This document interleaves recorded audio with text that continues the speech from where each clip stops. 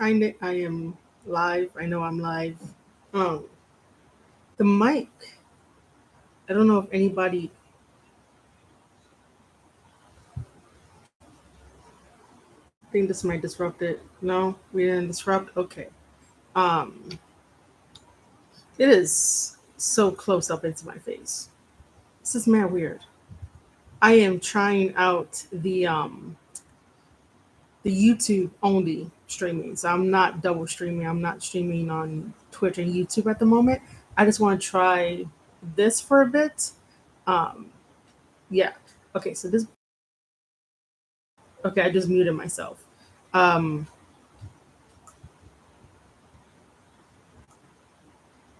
okay, that's not. Oh, I put it up. I put it up way too high. Way too high. Um, what do you call it?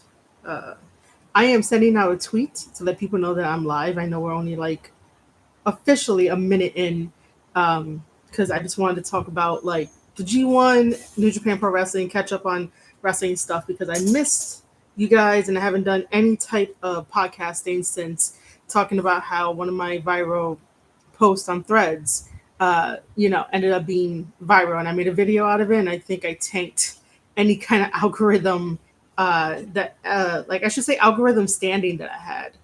um, I can share my screen. We could look at stuff, but I don't know what exactly we're going to be looking at. Um, Not yet, anyway. Not yet. But I would like for people to come in and say hi, and it doesn't even tell me like how many people are here in a way. Um, Ooh, excuse me. We could even talk about some other things that I seen online in general and stuff. Um, I don't know if anybody will come through, but we'll see what happens. Uh,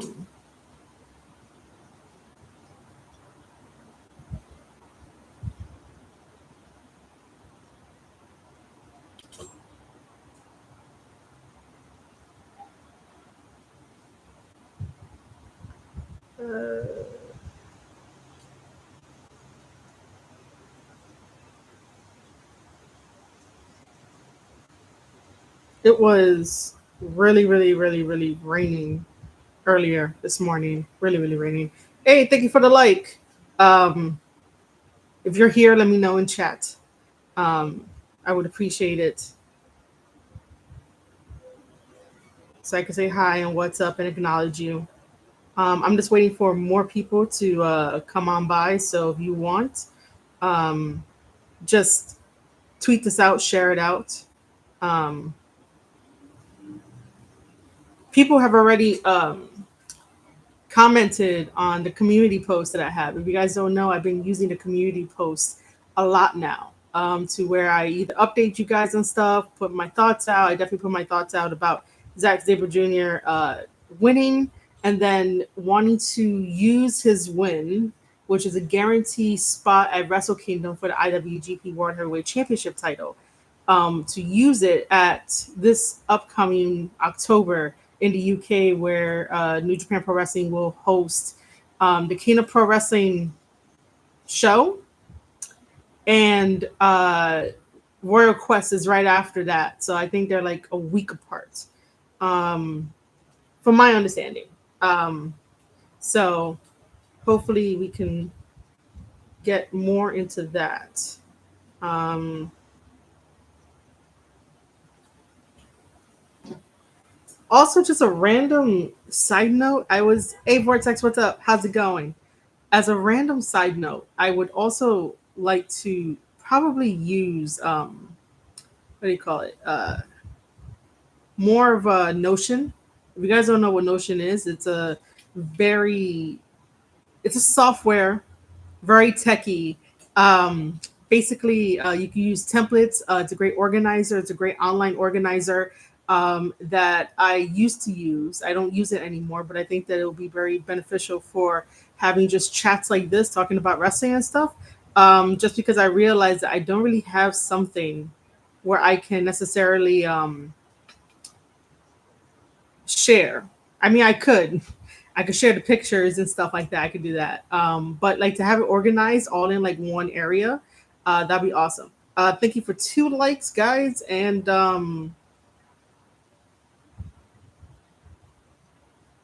if anybody that's just passing by and wants to share it out, um, where else can I like put it before we actually get started? I think I should download the main picture of this. If I didn't do so already, I think I did. I should have downloaded it. By the way, let me know how the sound to the voice is because on my side it says that it is like at level 1. So I don't, and then it goes to like level 2. So I don't know if it's like good or bad or anything like that.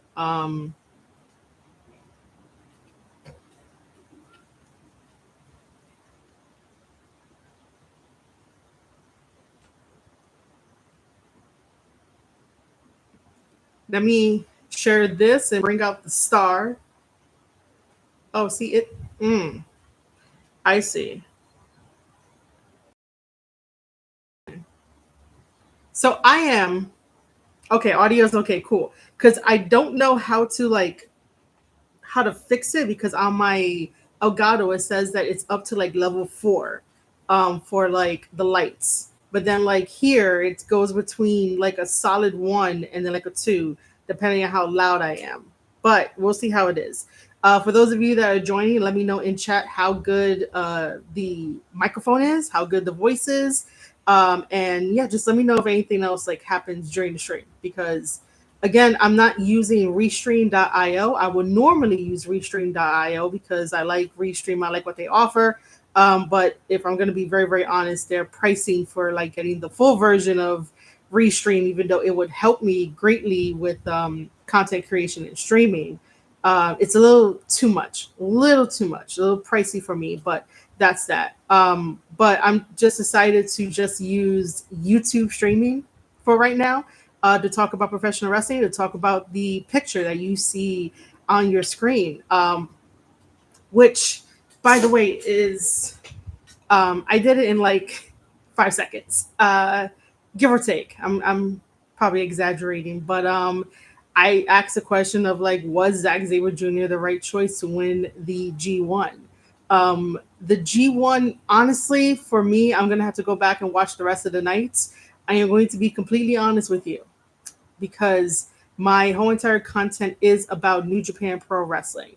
And I love New Japan Pro Wrestling. And I will always love New Japan Pro Wrestling. That does not change. Just because you see me do videos on New Japan Pro Wrestling and maybe just if you consider it talking about the bad, it's really not me talking about the bad stuff. It's me talking about, hey, I noticed this problem. I'm going to talk about this problem. I'm going to give solutions on how this problem can happen. Just like when I was like, yo, this partnership between AEW and New Japan Pro Wrestling is just one sided. It is one sided and it's still one sided. And it seems like New Japan Pro Wrestling has become an afterthought for AEW for this partnership because how crazy it is for this partnership to happen, right? Like, let's go through the timeline and everything. This partnership happened, this partnership is still going. And then when Tony Khan gets interviewed about, the question, I'm going to be very, very paraphrasing it. The question of, would there ever be a forbidden door between WWE and AEW, right? That's essentially what the question is or was at the time.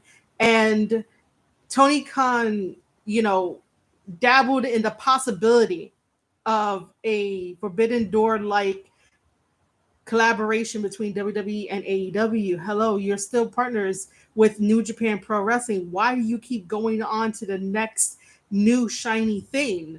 You damn near destroy New Japan Pro Wrestling, still destroying it, and basically don't care because you want to go and answer a question that should have never been asked. A question of like, hey, can we see AEW versus WWE? Well, not really versus WWE, but AEW and WWE coming together for Forbidden Door. Why? Why would you ask a question like that? That shows me that fans just want the next best thing, the next shiny thing, and that's how normally like society has been built for years upon years. Is that we get so much like distracted. There's so much distractions in social media and everything else that we're always like, we have to have the next, we have to have the next, rather than trying to figure out like what can we improve on. Hey Mania, what's up? I don't know how to pronounce the first part, so I don't want to butcher it, but if it's okay, I will call you. It's not really Mania, or is it? I probably could call you Gil. What up, man? How's it going? Welcome to the live stream edition of the Square Circle podcast. I have not introduced myself. I'm Marie Shadows, if you guys have not know already. But today on this live stream, we will be talking about the G1. We'll be talking about wrestling in general. We'll be talking about anything wrestling related. There's a lot for me to get off my chest. And I don't have all the pictures in the world to show you like what I want to talk about. But at any time, you guys can ask questions in the chat. I do acknowledge every single person that comes through the chat. I am so thankful for you guys to come through the chat. Again, if audio is off or anything or low, let me know. If it's high, let me know. Just let me know about my audio. I'm doing this strictly from my YouTube studio, so I'm not using anything fancy to try and be like how I normally do my streams. And by the way, if you are here, make sure to hit that like button. I hear that clicking the like button helps my video get into the algorithm. So that means we can have more wrestling fans. Who doesn't want to have more wrestling fans? Thank you for joining every single one of you guys. Now, like I was saying, that if you think that the videos that I make about New Japan Pro Wrestling are on the negative side, they are not on the negative side. Like I said, they are to bring awareness to certain things that are happening. And I'm glad to see that as a community, especially over on Twitter. If you guys are not following me on Twitter, at Marie_Shadows, on Twitter, there has been voices uplifted to be like, we are in agreement that the partnership sucks, that AEW is only doing this and that. They're not really elevating their guys. They're not really having stories, so to speak. And then even on the New Japan side, I mean, I'm the only one that's calling out the really bad business that's happening between New Japan and AEW. None of the other New Japan creators have done so. And if they have, I haven't seen it or heard. But, you know, my videos are to bring awareness, to really talk about issues and topics that can ultimately affect businesses in the world of wrestling. If you guys want to know, I have a background in creative writing and a publishing certificate. But in the world of wrestling, I worked for WWE in 2018 as part of the WWE Network logging team. And I do commentary on the side. I do podcasting. I do interviews. I've interviewed wrestlers from New Japan Pro Wrestling and also from MLW, including Jacob Fatu, who's over in WWE. And I basically podcast, vlog, do whatever I can in the world of professional wrestling, and even give match feedback to any indie wrestler that wants match feedback from me. And I might start that up again. And I also am doing a side project of finally starting my cyberpunk sci-fi book that I really want to publish. And let me stop sharing this for a moment. This is my one more match planner. It is made for wrestling fans all around the world. It's made for content creators. It's a planner, basically. It's a 2024 planner. It's available on Barnes and Nobles, where if you have like any shows that you plan to go to or you want to go to, you don't want to forget, you could definitely like write it in here. We also have a calendar. This is brand new, having a travel budget in here for the next one for next year.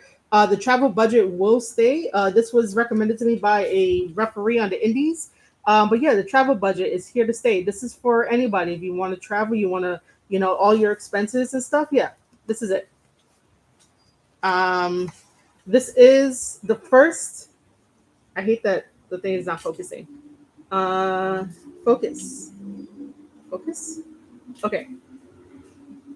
This is the first section of notes. That's all I wanted to say. I just wanted it to be focused. This is my favorite section where it's 7-star matches. You could be your own booker for the 7-star matches. Whatever match you love, and you really don't have to put it out there for the internet. Whatever match you loved, you can put it here and color in the stars.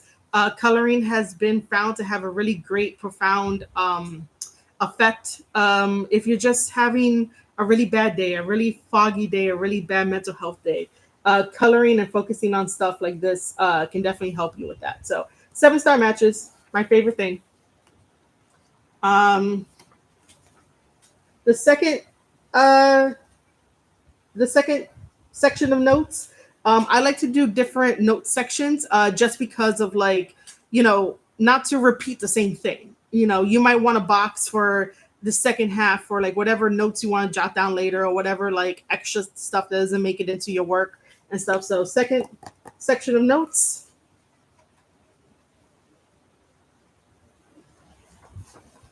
This is my favorite one. This is new. Achievement unlocked. This is new. So basically, whatever achievements that you want to do for the year, you write it down, you check it off, you go back to it. Basically, your bucket list. That one's new.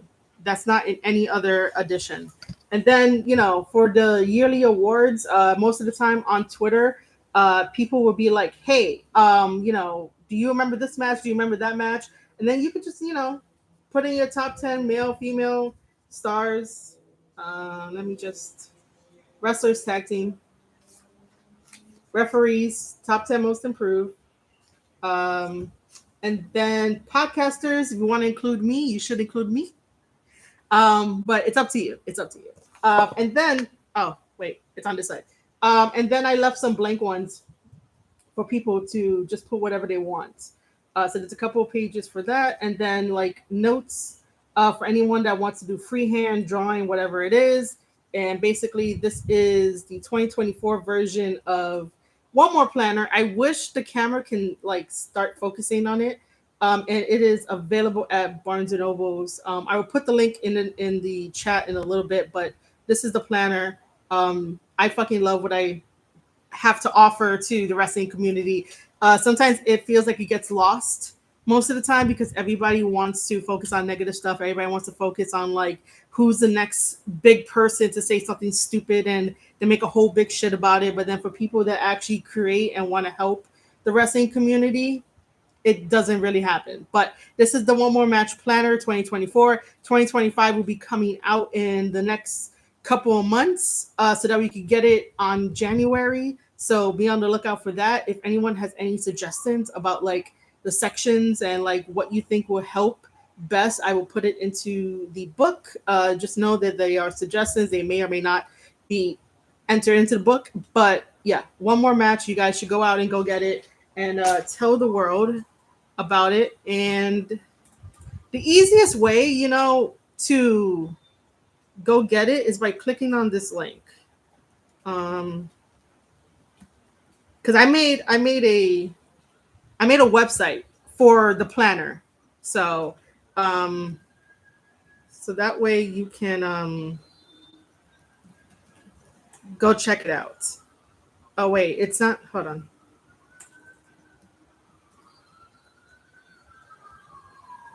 And in the meantime, I'll be answering questions if you guys have questions. But yes, Gil, thank you for saying that I made it. Um, Listen, working for WWE was my 7-year-old dream. Um, and I did it. And I want to go back. Okay, that should work. Yep, the One More Match Planner. You know what? I should just do it again. But yes, guys, thank you for liking this live stream. Again, if you're just passing by, just make sure to tell a friend, share it out. Click the link in the chat to go and see the wrestling planner. And then other than that, if you have any questions about what I did or anything like that, you can, and then we'll get back into talking about New Japan Pro Wrestling and all that kind of stuff. What's my favorite New Japan match? Sir, you put me on the spot. Oh my god.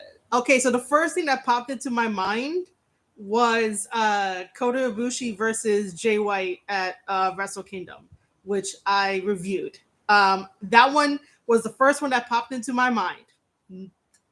First one that popped into my mind, but that's a favorite one, and I haven't went back to go watch it in a while. But for some reason, that's the first thing that popped into my mind. But let me just quickly again share this with you guys, so that way you can see the whole entire thing. I legit made a website dedicated to the wrestling planner for 2024. The 2023 one I didn't do. Um, Let me go get that.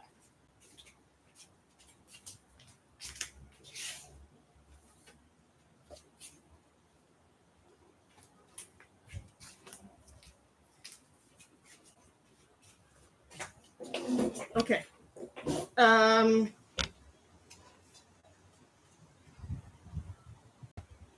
this is this is the bigger version of the 2023 wrestling planner, only because this one is from Amazon. This one is from Barnes and Nobles. The reason why this one is smaller, the 2024 one, is because I kind of wanted one more to be in like your pocket, so to speak. So, like for all the ladies out there that end up carrying a bag or carrying a purse or something like that, and for the guys that carry their book bags or vice versa, whatever you carry, this could be easy. Take it on the go, put it in your bag, and then like walk out the door. This is more a magazine style, so like when I was thinking about doing this kind of stuff, I didn't know exactly like how big I wanted it. So I decided to go with like a magazine kind of thing because I was like, oh, let's do a magazine. Like I like big books, and I cannot lie. How cringe was that? I think that was cringe. But I love it. But yeah, so I do have a tendency to like big books, but I also have a tendency to like small ones like this. Like I don't know. I'm depending on how I'm feeling, depending on how I want to make it is like what you get. Okay? It's what you get. Um so this is the 2023 one. This is from Amazon. Unfortunately, when I did the 2024 one, Amazon forgot about me and didn't approve it. So I was like, I'm going over to Barnes and Nobles for that. But yeah, this one has a welcome because it's the first one ever. Um, this one has a table of contents, which I realized I didn't put a table of contents in the. Did I?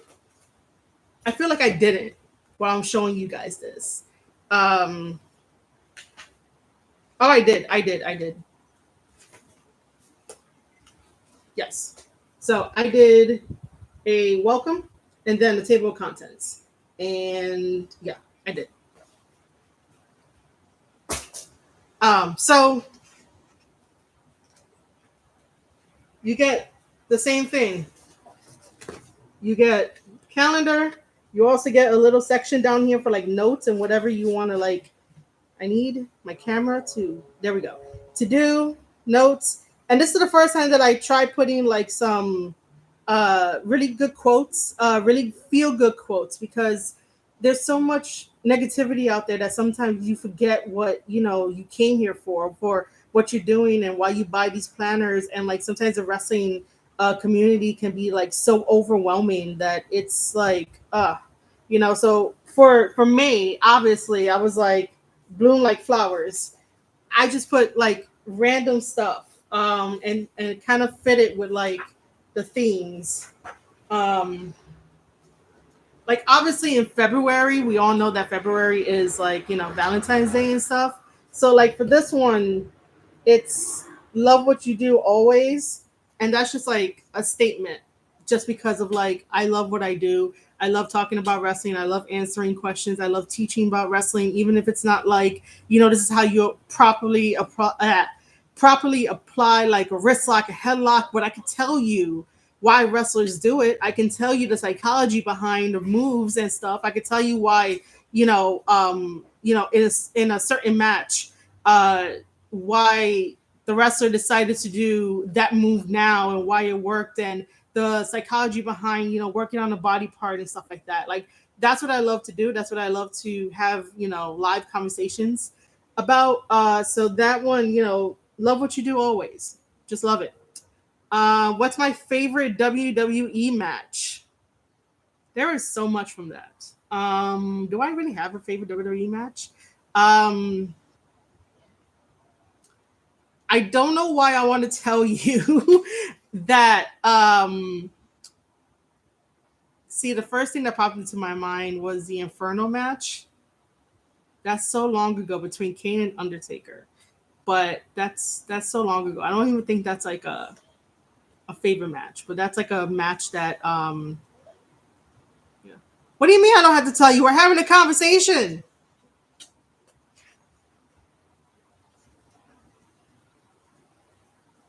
We're having a conversation, sir. I'm happy that you're here. Oh yeah, if you guys want to know, this is me taking notes for when we had Goddesses of War. This is how I take notes. Oh my god, it doesn't.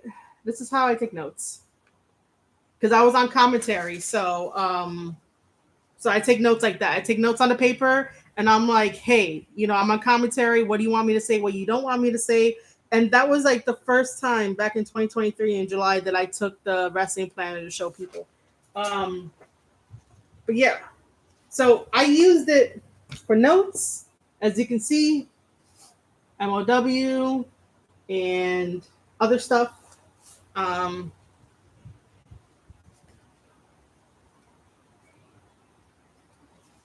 this is what I mean when I say that you could color in the stars and you could put your favorite matches and stuff like that. So this was back in March and April. So these were like the top 8 that I did and I colored in. So this is what I did.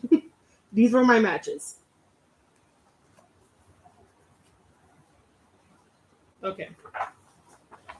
Second one, right? You have your notes here. And this is block B, block A. So this was the best of the Super Juniors, and I have that all on my newsletter. So stuff here. And then I created a box just in case you wanted to put like math down there or draw or whatever you want. Like that space is for whatever you want to be creative about. Um,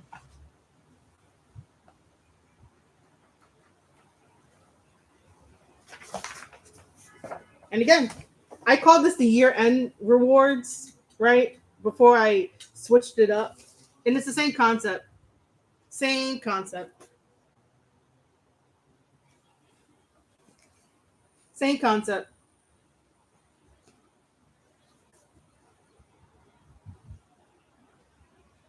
And then I have notes at the end for stuff that didn't make it. Thank you, man. I appreciate it. So this was the birth of the line of One More Match Wrestling Planners, the 2023 one,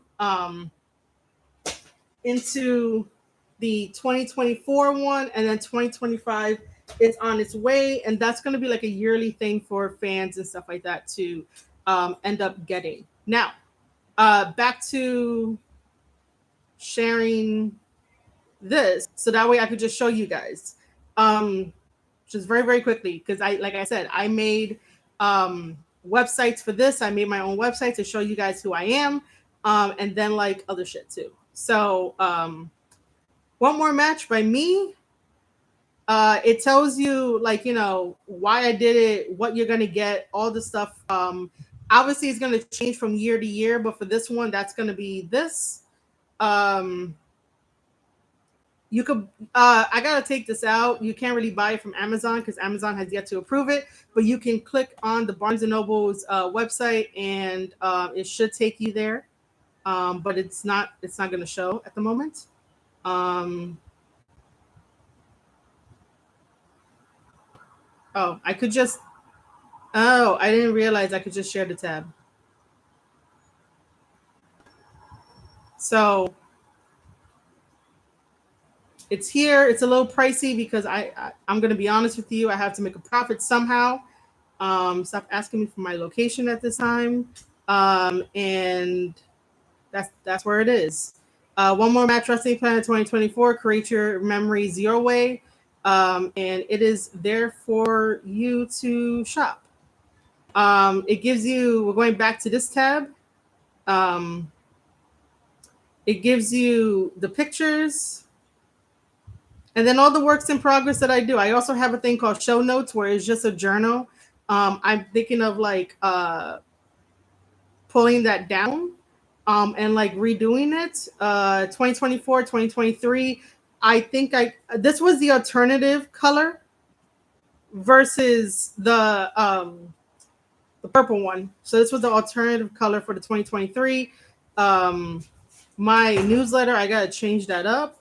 It's not the Square Circle Society anymore, and then I don't really use Wrestle Tales anymore. But these are the stories that I'm working on. The one that I was talking about is here, The Girl with Aura Eyes. That's a sci-fi cyberpunk kind of book. And Indie Prince is it's gonna be my first ever like wrestling fiction that I really want to get out and publish. And then road stories are like once I sit down and actually want to write out what kind of road stories I have, and then the more road stories I get by going out to events and doing stuff, that will be around. But I think that's going to be a private thing rather than like online and sharing stuff. But Indie Prince and the Girl with Aura Eyes, you can sign up for the Girl with Aura Eyes at my new Substack as well. And then I explain why I write. That's me doing commentary for Goddesses of War with a llama. And there goes the 2023 wrestling planner right there. Um, and then if you want to ever reach out to me, Square Circle Podcast at Outlook.com is there, along with me posing in front of the WWE logo, which was like super cool, which I love. And then obviously, if you want to book a session with me, you can book a session with me. I just haven't really updated my Calendly thing yet. But yeah, if you want to ever book a session with me so I can go over your match, that'd be fantastic. But yeah, this is my website for the wrestling planner only, and it's designed with Canva. Canva is an awesome tool. I do not get paid by Canva. I don't have any type of commission with Canva, but I will say that if you are in this podcasting game and if you're not really good with creating stuff or designing stuff, Canva is the way to go, especially if you don't really have a budget and you can't pay people, and paying people in exposure is wrong. So, I basically use Canva for everything. For everything. Okay, that's enough of that. Again, guys, thank you for all the likes. Share this out with a friend. Tell them to come in here so we could talk about wrestling and I could answer more questions. The likes help bring this into the algorithm, which is amazing. But we will get back to talking about. I gotta find it.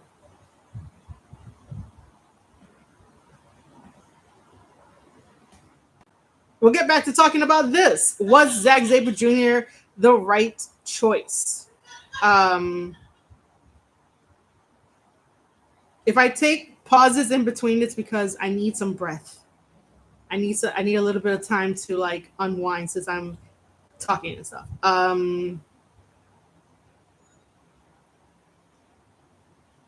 But anyway, I think we should be getting a lot more people in somehow. Um, somehow. So yeah, I will wait for a little bit. If you are new here, welcome. If you have any questions, let me know. We are trying to grow this channel, the Square Circle Podcast. So if you're here, hit that like button if you would like talking about wrestling. And there's a whole big catalog of stuff, of my thoughts about professional wrestling, thoughts about New Japan Pro Wrestling, WWE, my time at WWE. I also have that in my back catalog. My interview with Jacob Fatu, my interview with New Japan stars, my interview with indie wrestlers, and my vlogs are up here as well. When I used to go for work with one promotion, and then that shit fell through after a while. But yeah. Okay. Normally on my live streams, I will watch professional wrestling with you guys. Obviously, if I'm only on YouTube, I really can't do that. And you can't really watch anything of New Japan Pro Wrestling for me to break down the match for you, because New Japan will just strike you and not understand that we're trying to help them out. But it is what it is. So sometimes I feel like if I just do a just chatting stream, I feel like I'm not giving you guys value. But let me know if I am giving you guys value with anything that I do, because most of the time I like to have something playing so we could talk about it and I could get, conversation going. That's the only thing that I ask for, is to be like, hey, what's up? How's it going? I would like to acknowledge you and acknowledge anyone that comes into the stream. But yeah, because I'm only trying out YouTube right now and I'm not doing double streaming between YouTube and Twitch, um, we practically won't be able to watch any kind of like New Japan stuff. I could always set up a Discord for that to happen, but I think it might just end up being choppy for that. Um,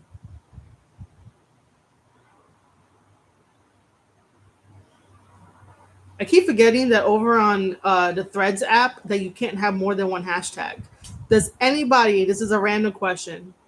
Does anybody feel like that is not helpful to just have one hashtag? Um,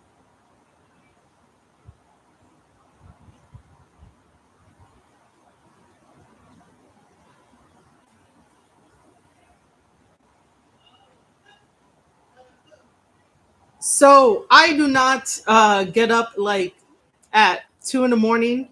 No, I don't watch it when it airs. Unfortunately, and I'll be very honest with you guys. Unfortunately, I have yet to renew my subscription to New Japan World.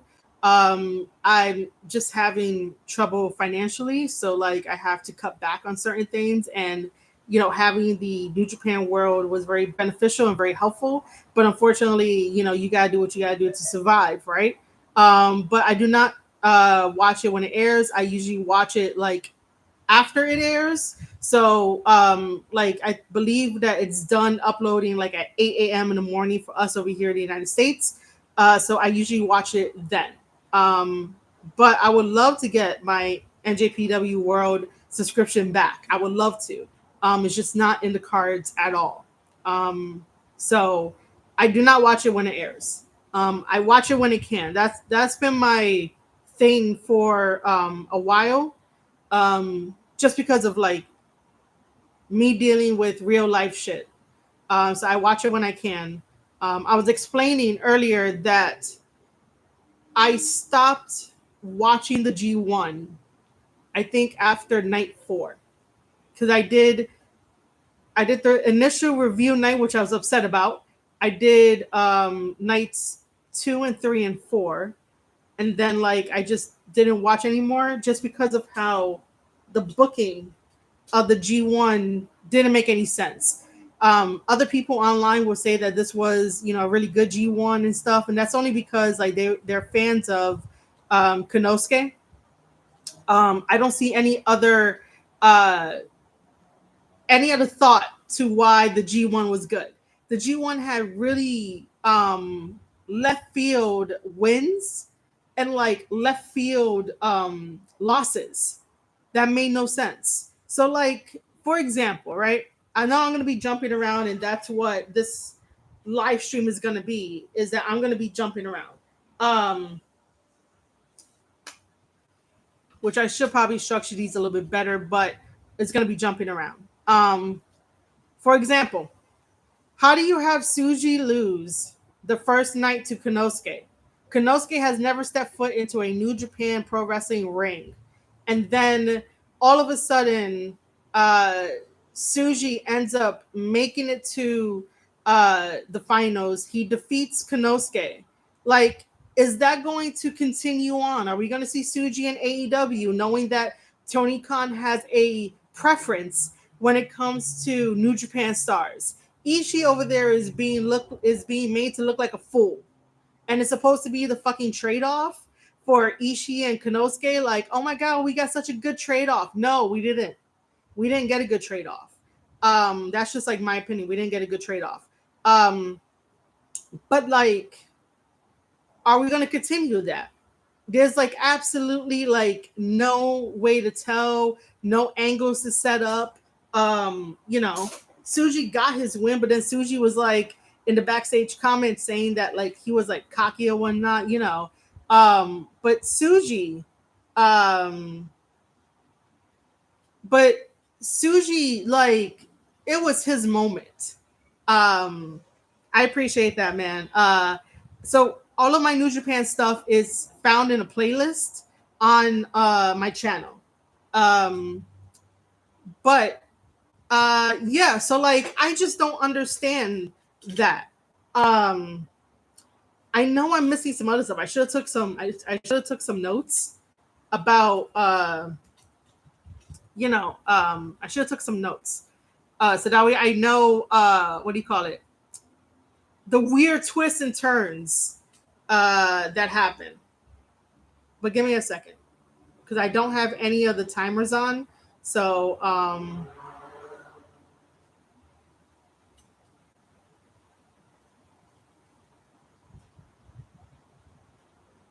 this isn't what I wanted to do. This isn't what I wanted to do. Just give me a second. Uh,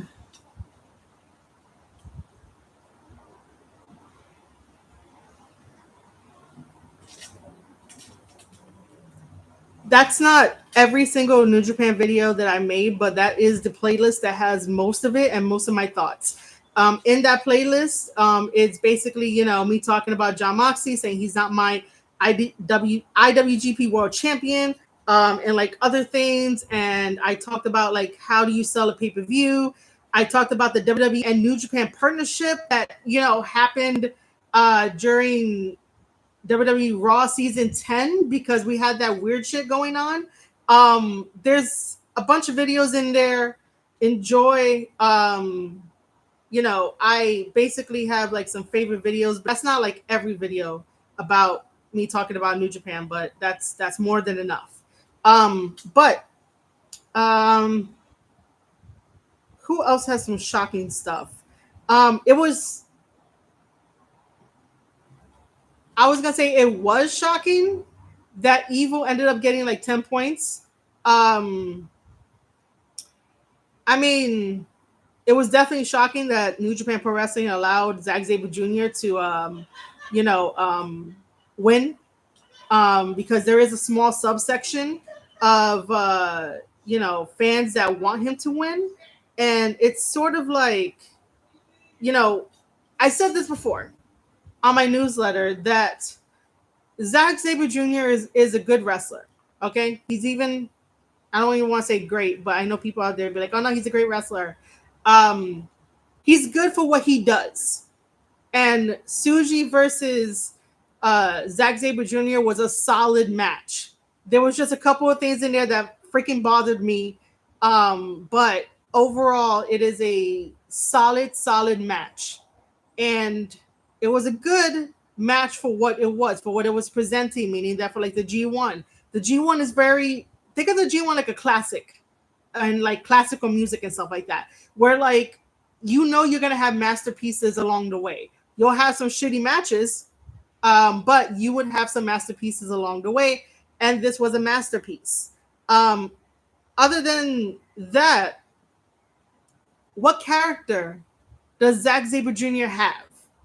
That's what I want to know. Nobody can tell me, not even the diehard Zack Sabre Jr. fans, because you guys have to realize something that like everybody that has a podcast are just a fanboy and a fangirl that gushes over the wrestlers and like what they're able to do. Right now, I'm not saying that like you know we shouldn't be doing that. You should be enjoying wrestling. You should be loving wrestling. But if I came up to you and I was like, oh, why are you a fan of Zack Sabre Jr.? Let me know so that way I could be part of that fandom and be like, oh yeah, you know, Zack Sabre Jr. is awesome because of X, Y, and Z.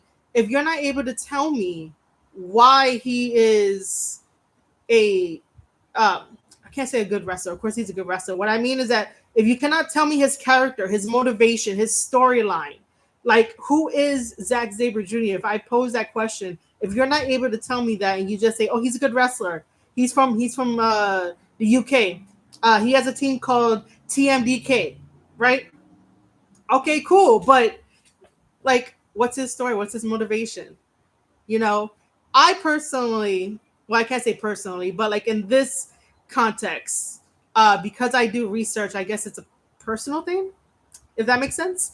Uh, I know that he moved from the UK to live in Japan full time so that way he can be the best that he can. He turned down offers from other major companies, because he loved Japan and wants to wrestle, wants to be the best, wants to represent the UK over on the Japanese scene. And that's about it. He created TMDK, which is the Mighty Don't Kneel. I get that.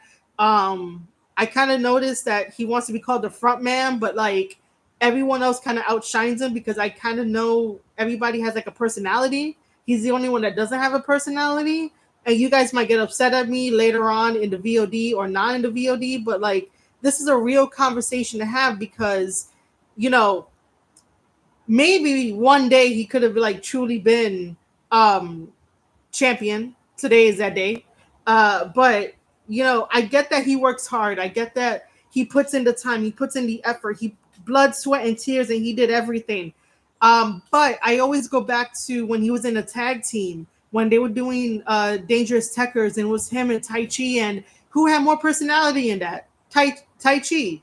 I covered the whole saga of Tai Chi's Iron Claw thing that it had the spirit.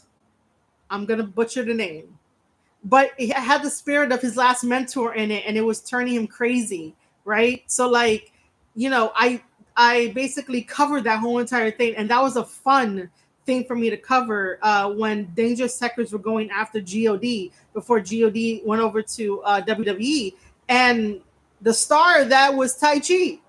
Zack really didn't help. Zack doesn't have personality like that. Like this match between Zack Sabre Jr. and Suji, I don't remember anything except that it was a solid match. We had chain wrestling. We had like 6 seconds of Suji flying and doing a tope suicida, but there was nothing else that separated this to be like, this is a awesome G1 match. So every time that like I talk about Zack Sabre Jr., it's basically like, what else can he bring to the table? What else can he do? Who else is he is not the question, but like how can you market him until you answer those questions? Then you can have a really good champion, but at the same time it's like he's not championship material. I don't like doing any comparing and contrasting between like what a champion should look like because that's very subjective. But like if you ever want a guidance, a tool is not the right word. If you ever want like a guidance for what you can strive to be and how to act and change and become a champion and work on yourself to become a champion, because there's not one road to create yourself to be a champion. There's many, many, many different roads. But the thing is that you can always go to the formula. You can always see what other people are doing and how to market yourself, because there's not really much to go on with Zack Sabre Jr. It's sort of like, well, then why? Are we just giving this to him out of pity? Are we just giving this to him because he's been there for 7 years? Osprey left, and they never gave it to Osprey, and Osprey wanted more money for shit because he spends a lot. Rather than trying to like live comfortably, but he ends up spending a lot. But Zack Sabre, not Zack Sabre Jr. Osprey is not there anymore, so they had to give it to the next person. They weren't going to give it to Gabe. They weren't going to give it to Gabe Kidd just yet. But one day in Gabe Kidd's future, he will end up winning a G1. Other than that, like the match was solid between Zack Sabre Jr. and Suji. Now, the only tiny little things that I had a problem with is that Zack gets these bursts of energy at the wrong time. I'm just gonna be really, really honest. Like you can have Suji do a power move on him, and he looks like he's down and dazed, and then all of a sudden he has this burst of life out of nowhere, and it's like, sir, can you continue to sell? Let Suji get in a little bit more offense before this burst of energy comes out of nowhere. And the stuff that he does takes me out of the freaking match. Like um Suji doing a double knees to his Zack Sabre Jr.'s midsection. It was once reported on commentary that Zack Sabre Jr. has like a floating rib. I don't know how true that is. But you know, Zach is always touching, you know, his side and his rib and stuff, and telling the referee, like, yeah, you know, if you just touch it right there, blah blah blah. And I'm like, yo, if this is true, you wouldn't be wrestling. You can't wrestle with a floating rib because then you might end up like puncturing something when you know you go through with this shit. But it just seems like that just, I don't know, comes out of nowhere, right? And you know, he ends up putting the octopus hold on Suji, even though his side and this floating rib is hurting him. How do you have enough core strength to do that, sir? You don't have enough core strength. Like, Zach doesn't make shit look realistic. In his mind, he thinks that, you know, it works, and it's like, no, dude, you're taking me out of the match. At least like stop doing that shit. Like, if you're hurt and you're down, stay down for a bit, you know? It's just the tiny little things that were happening in the match that I was like, oh my god, it's taking me out. Um, but other than that, there is no other thing to really talk about the match because there wasn't nothing to remember it. It, like I said, it was a solid match, but nothing else happened in the match. And that's what it's like. How do you market this as the, if he does, if he does become champion, how do you market him to get people interested in New Japan Pro Wrestling when most of the time people just hate on New Japan Pro Wrestling and, you know, talk shit about it? Because I know for a fact that the AEW fans are not watching the New Japan product and they're not getting the subscription to New Japan World. They're in their bubble. They want Tony to sign any and all New Japan wrestlers that they like so they don't have to get a subscription. And it's like, how do you market Zack Sabre Jr. if he becomes champion, IWGP World Heavyweight Champion? How do you market him to get new fans to come over to New Japan Pro Wrestling? Like I said at the beginning of this live stream, I will always love New Japan Pro Wrestling. I will always talk about New Japan Pro Wrestling. I will always defend it. I will always basically like try to give it my all and give my love to it. Okay. So this is why when I ask certain questions, it's not me hating on a company. Asking certain questions does not mean that you hate on a company. You are concerned about the livelihood of the company so it can continue to stay around. How crazy is it that New Japan Pro Wrestling is older than WWE? That is crazy. New Japan is older than WWE, and I want it to continue to stay around. The partnership with AEW is fucking killing it, and it's sad that no one over there is seeing it because they're getting a paycheck, and because I'm telling the truth and what I see from the outside, I might end up, you know, not knowing much, but it may come off as wrong or anything, but I'm going to be, you know, telling the truth of what I see from the outside, that that partnership is hurting New Japan Pro Wrestling. And I think everybody is in their era of, I'm going to get this check, I'm going to get this bag, and I'm not going to I'm not going to care what happens. Because honestly, I don't know if New Japan can see that this is hurting them. I will say that because of the shock value during this G1 of 2024, um, you know, this shock value coming in, I do think that they have a hold on some really good stories, some really good angles that they could jump up from, or jump off from, but I don't know how long it's gonna last. You know, I really don't know how long it's gonna last. I don't know how well Zach is gonna go over as being, if he does end up winning the championship title, how well is that gonna go? Um, yeah, see, all I want, right, is for wrestling fans out there to just try to understand where I'm coming from when I talk about New Japan Pro Wrestling and my concerns for it and my questions for it. And you know, Tony Khan taking Osprey and Okada, like, don't get me started on that, man. Like, that bothers me. It really bothers me. Um, you feel like Zack Sabre Jr. is kind of a mid card guy? Yeah, I would totally agree with that. I wish I could show the stuff on screen. That's the only good side about like Restream at the moment. Um, but yeah, I'm gonna have to agree that Zack Sabre Jr. does feel like kind of like a mid carder, and I never, whenever people come to my channel, I never want to put wrestlers in certain categories. But yesterday I was doing a lot of documentary watching. So like, on Peacock, they have the docu series, and I finally saw the American Nightmare one. And somewhere in that documentary, they have mentioned that when Cody was doing Stardust, that would just leave him in the mid card section. That if he did not leave, he will always be known as Stardust and the mid card guy and the comedy act. And I don't like putting wrestlers in, categories. So it just reminded me of that. That Zack Sabre Jr. is a mid carder because what else can he do? And every time I will put either a tweet out or just something on my opinion of like what Zack Sabre Jr. can do, what else is there to him? Crickets. But yet then they want him to be champion.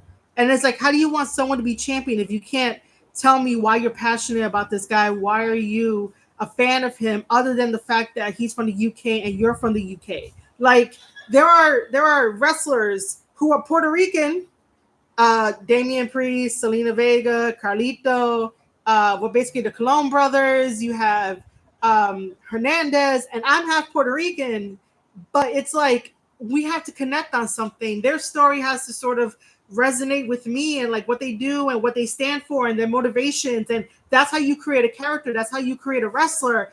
And I can, be a fan of them, and I could tell you why I could be a fan of them, but I'm not doing it from a place of because I'm Puerto Rican, they're Puerto Rican, therefore I like it. That's what I'm trying to also get across with Zack Sabre Jr. Like, what is special about him that, you know, anybody else can do? Dean Malenko could do just about everything. He's a man of 1,000 holds, Like, we know Dean Malenko as that. We know him as, man, I was going to be like the submission guy, but I don't really know his stuff. I mean, we could. Dean Malenko popped into my head because he's also like a Zack Sabre Jr. where like, really great in the ring, really great technician. And like, I love technical wrestlers. I really, really do. But if there's nothing else to the technical side of you, I can't tell anything to my fans why they should be behind this guy, why they should look out for this guy. What personality can I tell my fans? That all he does is submissions? Like what? If he was in WWE, he would be an upper mid carder. Yeah, imagine Zack Sabre Jr. holding the Intercontinental Championship title. Zack Sabre Jr. versus Gunther. That would be great. That would be like nice. Like, it will mesh well. It will be great. I could see that happening. I feel like Zack Sabre Jr. versus Ilya Dragunov. Oh, that would be fucking fantastic. I would love that.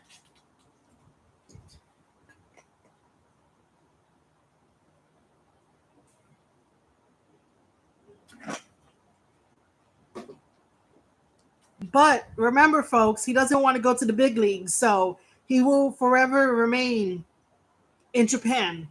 And also, if you go back into looking at the playlist and stuff like that, I do talk about how like even New Japan. Whoa, excuse me for a second. Ugh.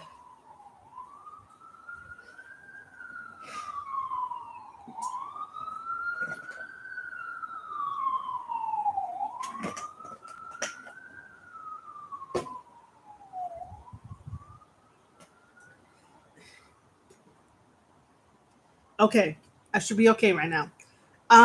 Even if you go back into my playlist, right? I do talk about the fact that New Japan Pro Wrestling feels in itself that they are the breeding ground for creating these wrestlers, and then they go overseas and they get signed over there. But again, Zack Sabre Jr. over here, man, like doesn't want to go to the big leagues. So, that's on him. We won't ever see some really cool matches of Zack Sabre Jr. versus Ilya Dragunov and Zack Sabre Jr. versus Gunther, and then WWE could have gave Zack Sabre Jr. an actual freaking personality. By the way, his promos in the back, whenever he does promos, man, I don't understand his promos. I really don't. I don't understand anything about Zack Sabre Jr. except for the wrestling aspect, and that's about it. Um, but the question will remain: was he the right choice to win the G1? Now, after he won the G1, he made some statements, and he said that he is going to challenge. He is going to punch that guarantee championship title match early, which is very unheard of in a way. He is going to challenge Naito for the IWGP World Heavyweight Championship title at the upcoming UK shows on like October 14th, and I think a week later after that. So New Japan Pro Wrestling is going to put on the King of Pro Wrestling event uh, on October 14th, and he wants to face Naito for it because he wants to go into Royal Quest, which should be like the week after that, as IWGP champion in the UK. When that was announced, I'm going to be very, very honest with you guys. It felt like a Money in the Bank cash in lose feeling because I don't know, my brain was like, oh, he won the G1. Oh, he's now challenging it for it before Wrestle Kingdom, challenging for the IWGP World Heavyweight Championship title before Wrestle Kingdom. Oh, he's gonna lose it. I do not think that he is going to win in his hometown. Well, not really. I mean, well, his homeland, I should say, and become IWGP champion, unless Gato is like, Naito, I love you. We're sorry that Moxie had to take it from you. You know, Tony Khan had a dealing with that. We couldn't really do anything. But the fans want Zack Sabre Jr. I hope you could do this job. I'm so sorry. Unless Gato is like, hey, your health is bad. We gotta take the butt off of you. Hey, Ding Dong Johnson. Listen, man. New Japan Pro Wrestling is not in the mud. My whole entire show is that I love New Japan Pro Wrestling, dude. But I can see where you're coming from. Shame because the G1 had some great matches. Yeah, the G1 had some really great matches. Even just me peeking through Twitter. Uh, so I guess that you didn't want Zack Sabre Jr. to win. Ding Dong Johnson. That's a very fun name. It's fun for no reason. Like, it's fun. So yeah, I feel like because Zack Sabre Jr. is calling his shot early, and not waiting until Wrestle Kingdom, that he's gonna lose the opportunity, and that was really bad. Sometimes you have to play it smart. Like, I get it that it makes sense now. Like, they need a main event to go into these two shows in the UK. They gave it to Zack Sabre Jr. to be that representative. Hey, Javi, how's it going? Welcome to the stream. They gave it to Zack Sabre Jr. to be that representative, and I get it. I totally get it. But if you just needed a main event, you could have had Gabriel Kidd headline. If New Japan Pro Wrestling wanted to really push the younger talent, make Gabriel Kidd have a main event on the UK shows, and Zack Sabre Jr. have a match too, but a non-title match against Naito. But I feel like by me saying that might be too much of a WWE thing, but I don't know. It feels like Naito wants to lose the title ASAP. I just sort of like went through that.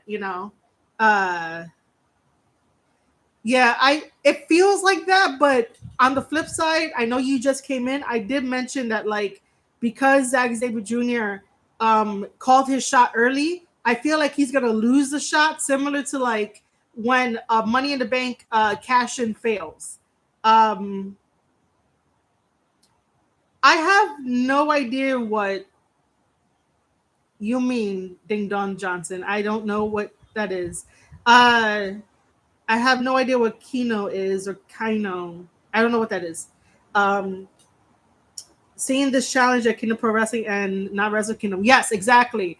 That's why I feel like he's gonna. I feel like Zach is gonna lose the opportunity because Naito knows how to get out of Zack Sabre Jr. stuff. Like Naito, I feel like Naito sometimes plays stupid, but he knows what he's doing. He definitely knows what he's doing. By the way, guys, I just want to say that I love each and every one of you guys that are coming here to the stream and chatting with me and listening to me talk about professional wrestling. As always, make sure to hit that like button if you are enjoying the conversation and enjoying the live stream. I hear that when you hit the like button, it goes into the algorithm, the live stream, and basically it gets more people in here. So let's do that. Let's grow the Square Circle podcast on YouTube together by hitting that like button, sharing it out, and getting more people in here so we could chat about professional wrestling. Excuse my internet slang. Gabe is the man. Okay, you taught me something new. I didn't know. I didn't know that was internet slang. How is it internet slang? I legit want to know. Like, teach me.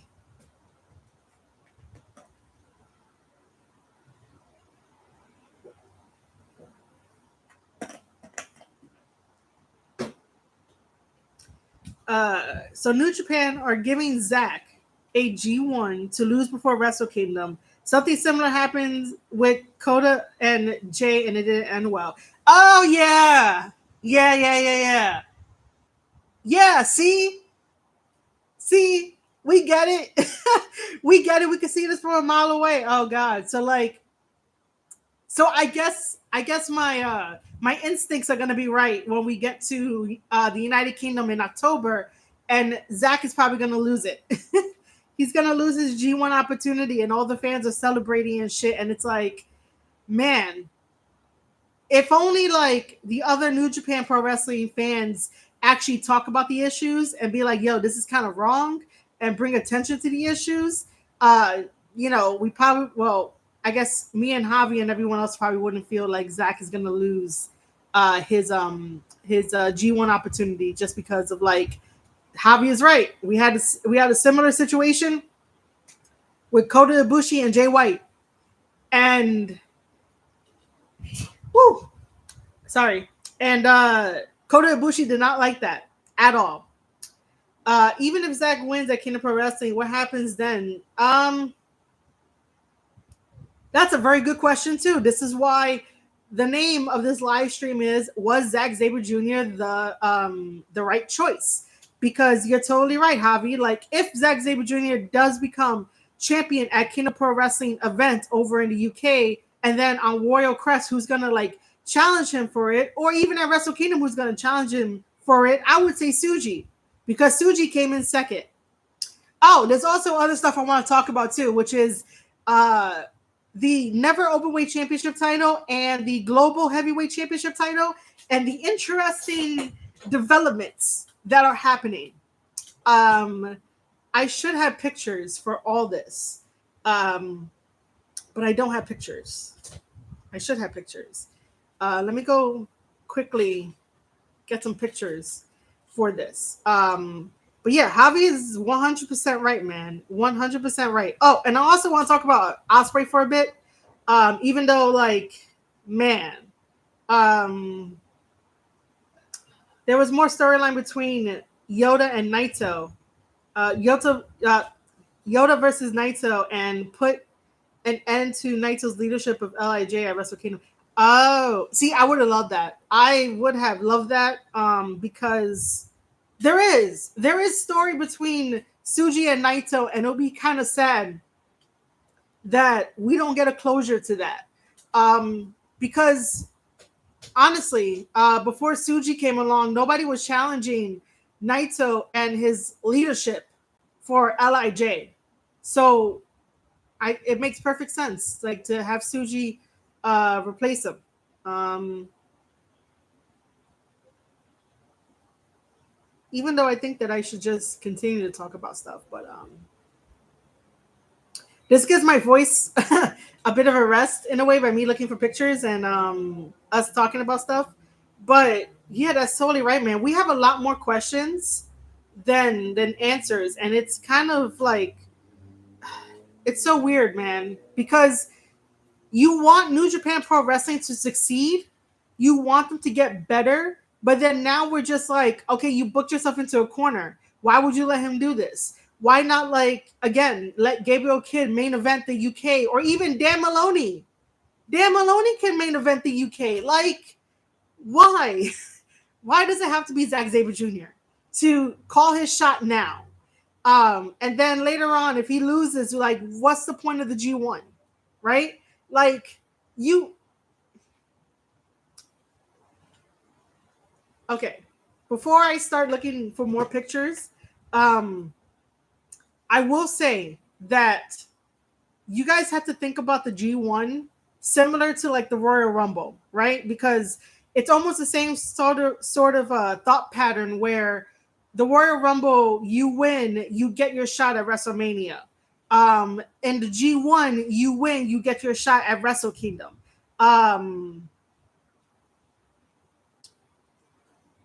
uh, so you got to make sure that story can go along with that and not just hot shot it to the next quick thing, best thing, just because you're in the market that will definitely like be there in a way. Like sometimes the bigger picture has to be better than anything else.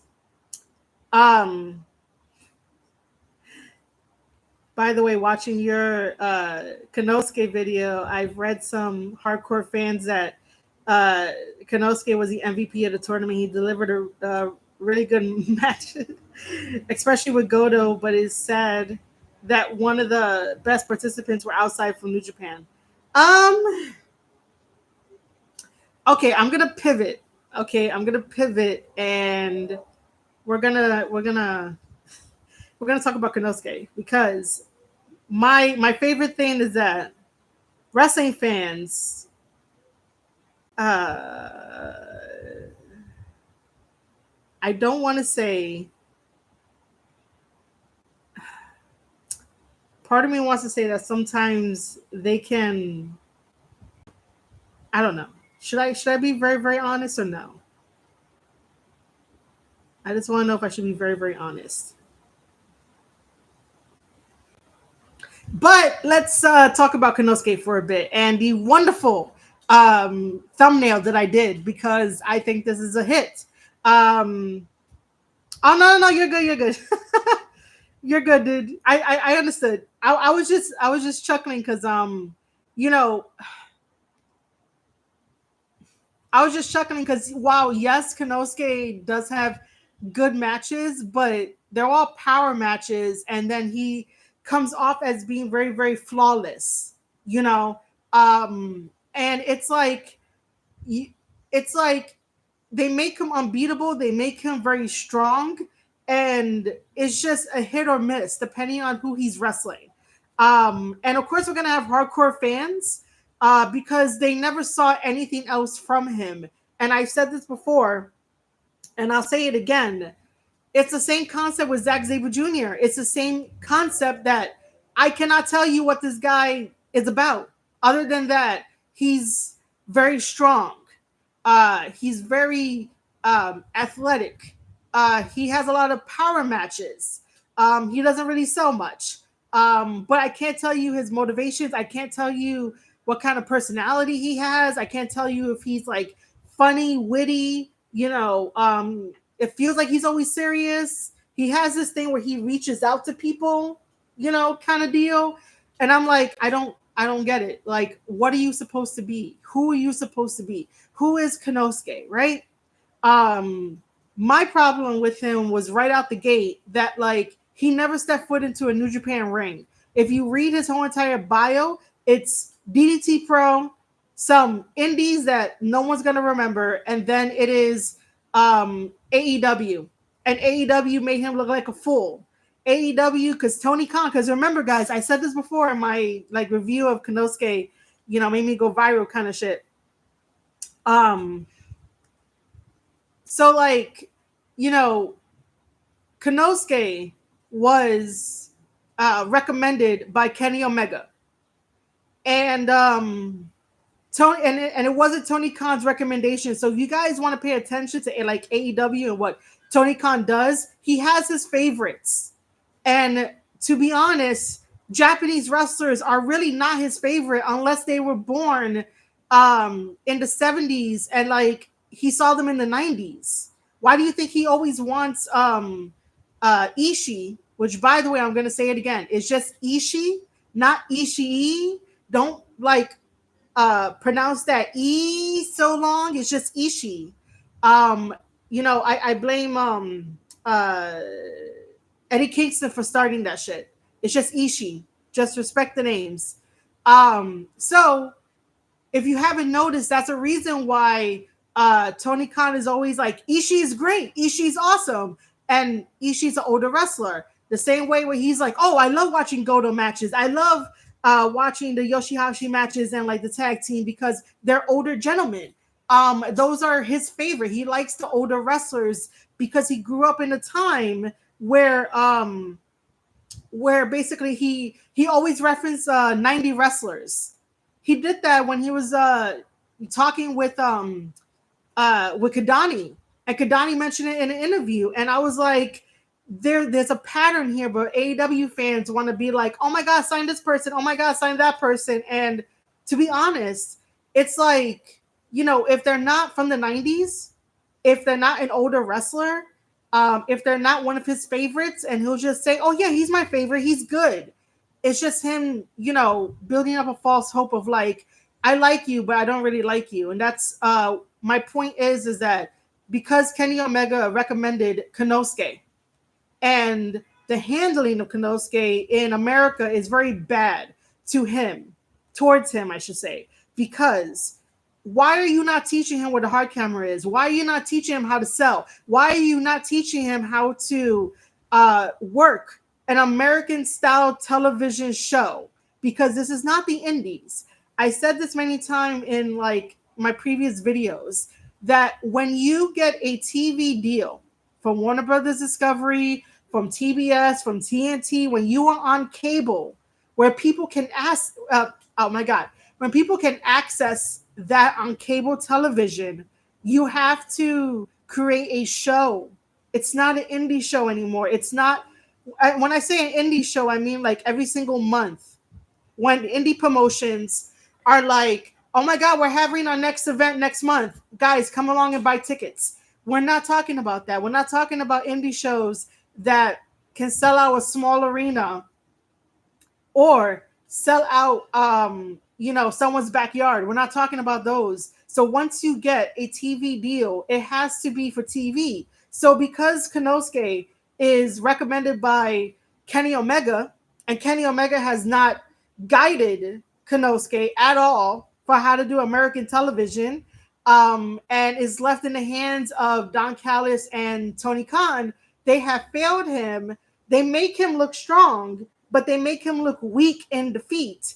And then when he's over at New Japan Pro Wrestling, everybody like ends up being like, oh my God, he's the best thing ever. Oh my God, he's so great. Oh my God, he should be in New Japan. Guys, there's a partnership. He could go to New Japan Pro Wrestling at any time. He doesn't need to sign a new contract. He could just go over there for excursion and add on to his whole entire resume, which again is just DDP, oh my God, which is just DDT and AEW, and that's it. But he does not need to sign with New Japan Pro Wrestling to work with New Japan Pro Wrestling. There just has to be extra payment. That's about it. But he doesn't need a contract. But all the hardcore Konosuke fans that came out of nowhere are all like, Oh my God, he's so great. AEW doesn't do this for him. Oh my God, he's so good. But what is his character? Who is he? What does Konosuke stand for? Konosuke could be the best wrestler in the world, but if there's no personality, if there's no story to attach to, he's going to be like all the many wrestlers ever, and then the fan base is going to die down because how else can you present him? How can you market him? Sometimes people got to take off that rose tinted glasses and really see things for what it is and be like, bro, we love you, Konosuke, but you got to start having a personality. And Don Callis doesn't do anything for these wrestlers anymore. If he's supposed to be this manager, he doesn't do anything. He doesn't teach them anything. He doesn't be like, oh, if you're under my wing, let me teach you how to, do this, do that, be flamboyant, get a character. That hasn't done shit. Okay, let me read some comments and let me calm down. Oh yeah, by the way, also let's do some pronunciation here. So it says it is Ishi, and then it's Naito, not Naito. You don't put an emphasis on the I in Naito. It's just Naito. Okay? No one is going to confuse it with NATO, which is NATO. No one's going to confuse it with that. So it is just Naito. Sometimes I feel that TK wants to make AEW like an American New Japan Pro Wrestling. Sometimes gives me that feeling. You are 100% right. Konosuke said to himself he doesn't really like American wrestling. Yes, and I commented about that on Twitter. It's sad. It really is. Being strong like a lot like powerhouses. I thought you were gonna go with like Powerhouse Hobbs for some reason. Yeah, right. Every powerhouse wrestler is the alpha. Like on the VOD in the comments, can someone please tell me what does the alpha mean when Konosuke says it? What is that? Please tell me. He doesn't do nothing. It was weird. Will Ospreay was babyface in the Don Callis family. Oh my god. We'll talk about Ospreay in a bit. Because listen, my feeling about Ospreay has changed. I'm just gonna say that. My feeling about Ospreay has changed ever since he joined AEW, and instead of lifting up his stock, his brand, he's not doing any of that shit. He's tanking himself.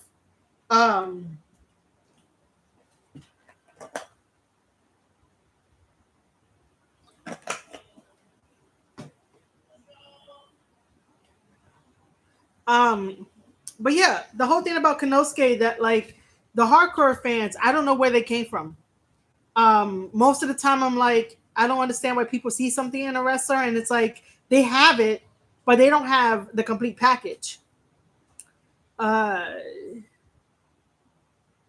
don't understand the Don Callis family. I don't understand it either. So I'm with you there. By the way, Ospreay and Kyle Fletcher are still United Empire or what? Even though I can get the answer to that, I don't know. I can ask around, but I do not know. That's what I will say right here. I have no idea. Even though the Great Khan has always said, and other people from the United Empire has always said that they will always be United Empire, and the Great Khan tries to play the kayfabe of we're just expanding the United Empire to like other companies, and it's like no, you got to put your foot down. In my opinion, because we no longer have Aussie Open and Ospreay, United Empire doesn't have a backbone at this moment, and I will always say it until like something happens and United Empire becomes United Empire once again without Ospreay and Aussie Open, because the way that they left, the way that they jumped to AEW still does not sit right with me. Yeah, I know, I get it too, man. Like it's the kayfabe. It's the kayfabe. That's all it is. It's the kayfabe. Great Khan Great Khan means well with everything that he does, It takes a little while to understand him. Okay, I'm just saying it takes a little while to understand him. Um,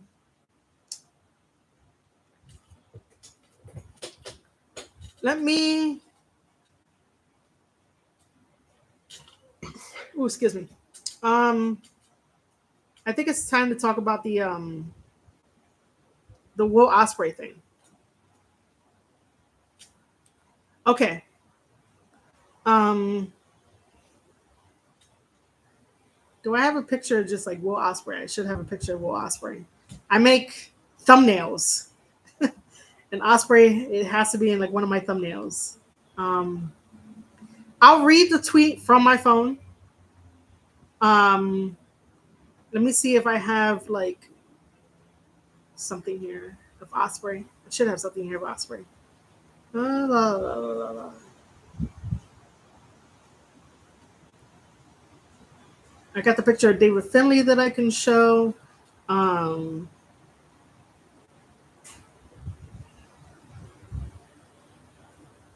Also, just randomly, what? I took a photo of a web page. Oh my god, what? Oh, that's so stupid. Um, I have to have like an Osprey picture in here somewhere.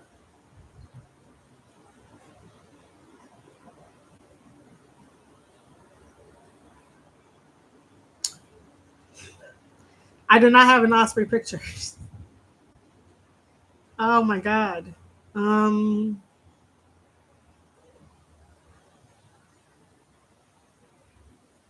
that's hilarious. I guess I didn't. Did I not make any recent Osprey pictures? Okay. You know what I'll do? I'll get it from somewhere else. I really used to like Osprey in New Japan, but oh yeah, yeah. The no selling in AEW is so annoying that people are now protecting it, and it's like stop protecting no selling. If someone is no selling and you know what it means, then you got to call it out. Um, you got to call it out. Um, do I not? Let me bring this up because I should have. And by the way, the tweet that I'm referencing, gonna be referencing, is uh, AEW put out the video of like interviewing Osprey about the Tiger Driver 91 situation and whatnot, and I think that I don't know why they're bringing it back up now. So my tweet is gonna be that talking about that. If I can find an Osprey picture, because I know I should have one in my thing.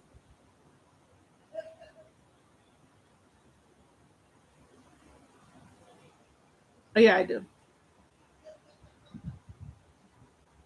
See, I knew I had one. Um, Thanks for saying take my time. I like to have everything, together. Uh, okay. Let's see that.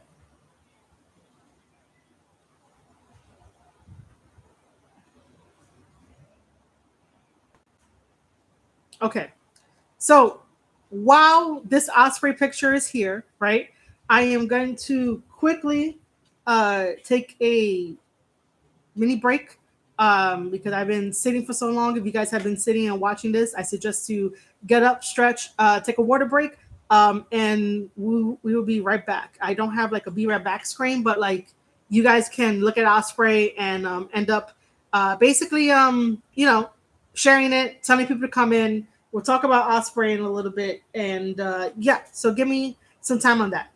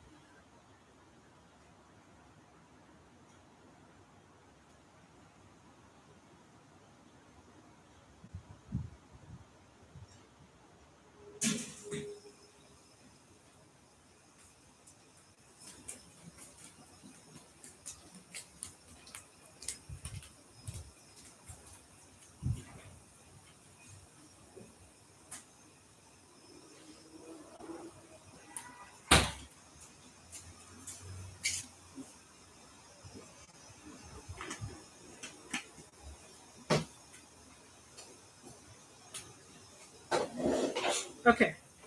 So, by the way, I did it again. I was talking to a muted microphone. Um, Listen, you are not a streamer until you talk to a muted microphone and talk to a muted community at the moment. Um, by the way, I want to say thank you to everyone that has chilled with me, listened to me, shared the stream out, get those likes up if you are here, and basically share it out. If you hit those like buttons, I hear that it brings me into the algorithm, and that's a very good thing. So we can have more people in here talking about professional wrestling. And I am just trying out right now, just on YouTube right now. I'm not doing a double stream where it's like usually YouTube and Twitch. I just wanted to see what happens if I just do YouTube. Um, anyway, um,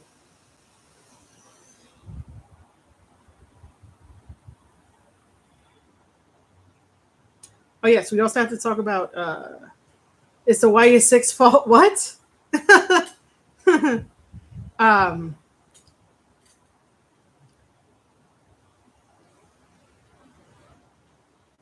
ooh, excuse me. There's also other things I want to talk about, but I definitely want to talk about Osprey. Um, I do want to say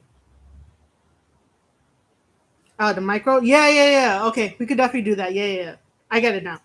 Um, I don't think I saved the long explanation that Osprey gave to about Callum Newman, right?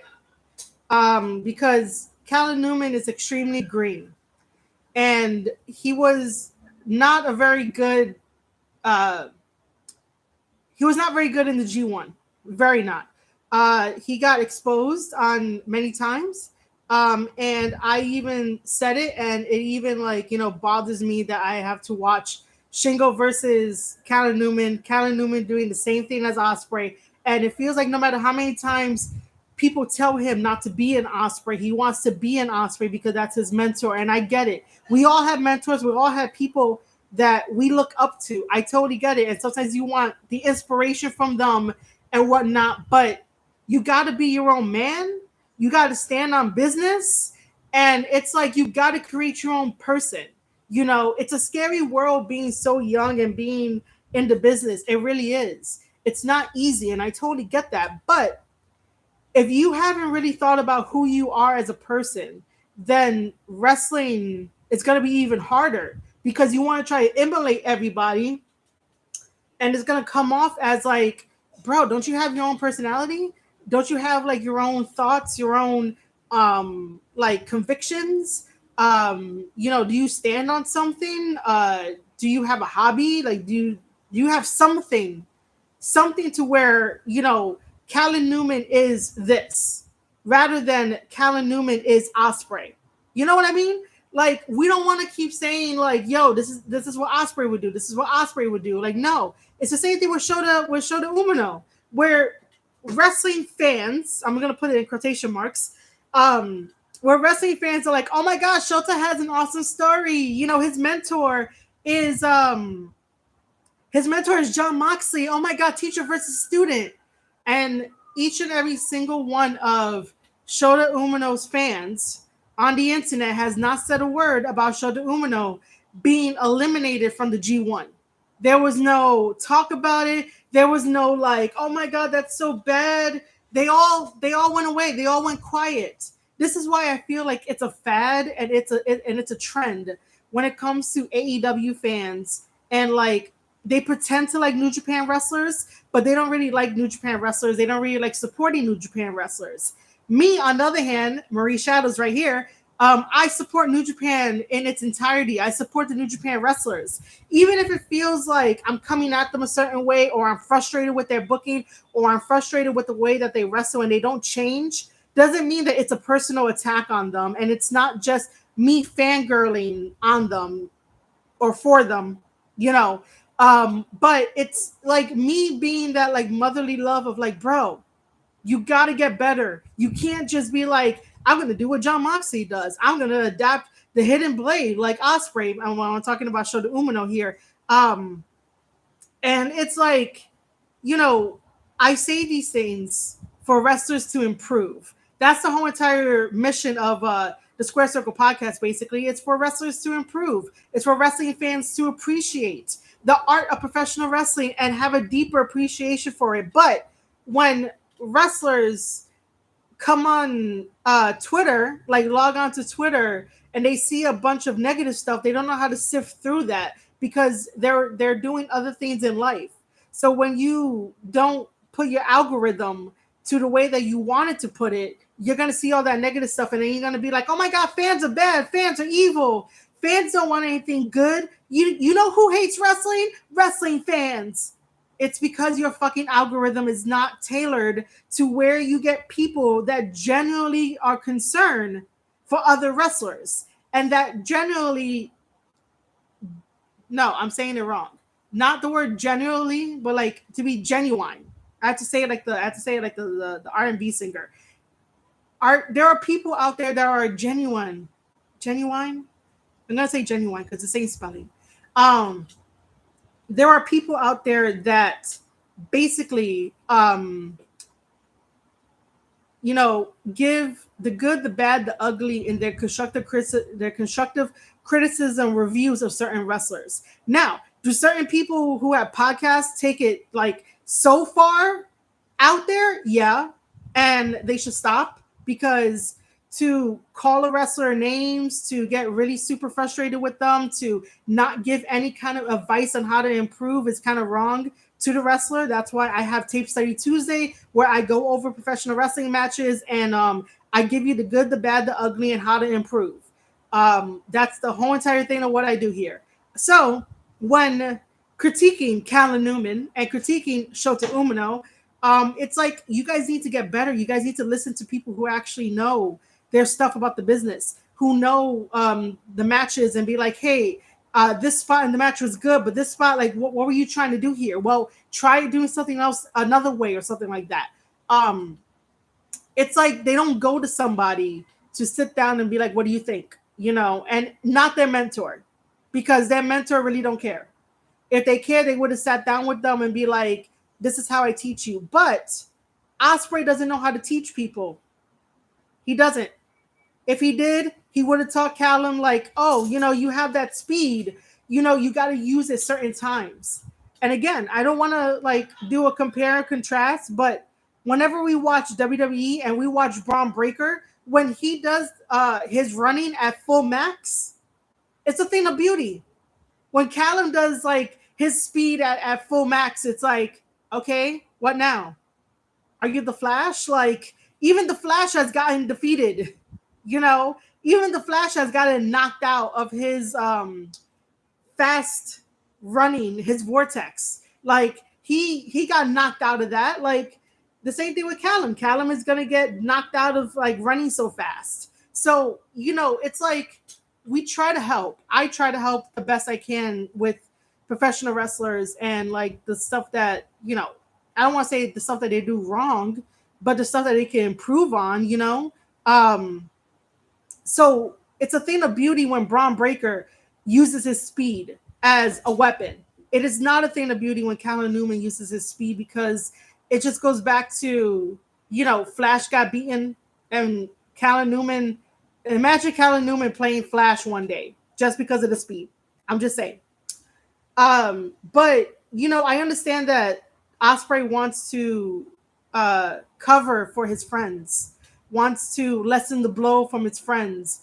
But if strangers on the internet and people who I trust, so people who I trust plus some strangers on the internet who have good opinions from time to time, and even coworkers are telling Callum Newman to get a personality, to stop doing what Osprey does, it says a lot.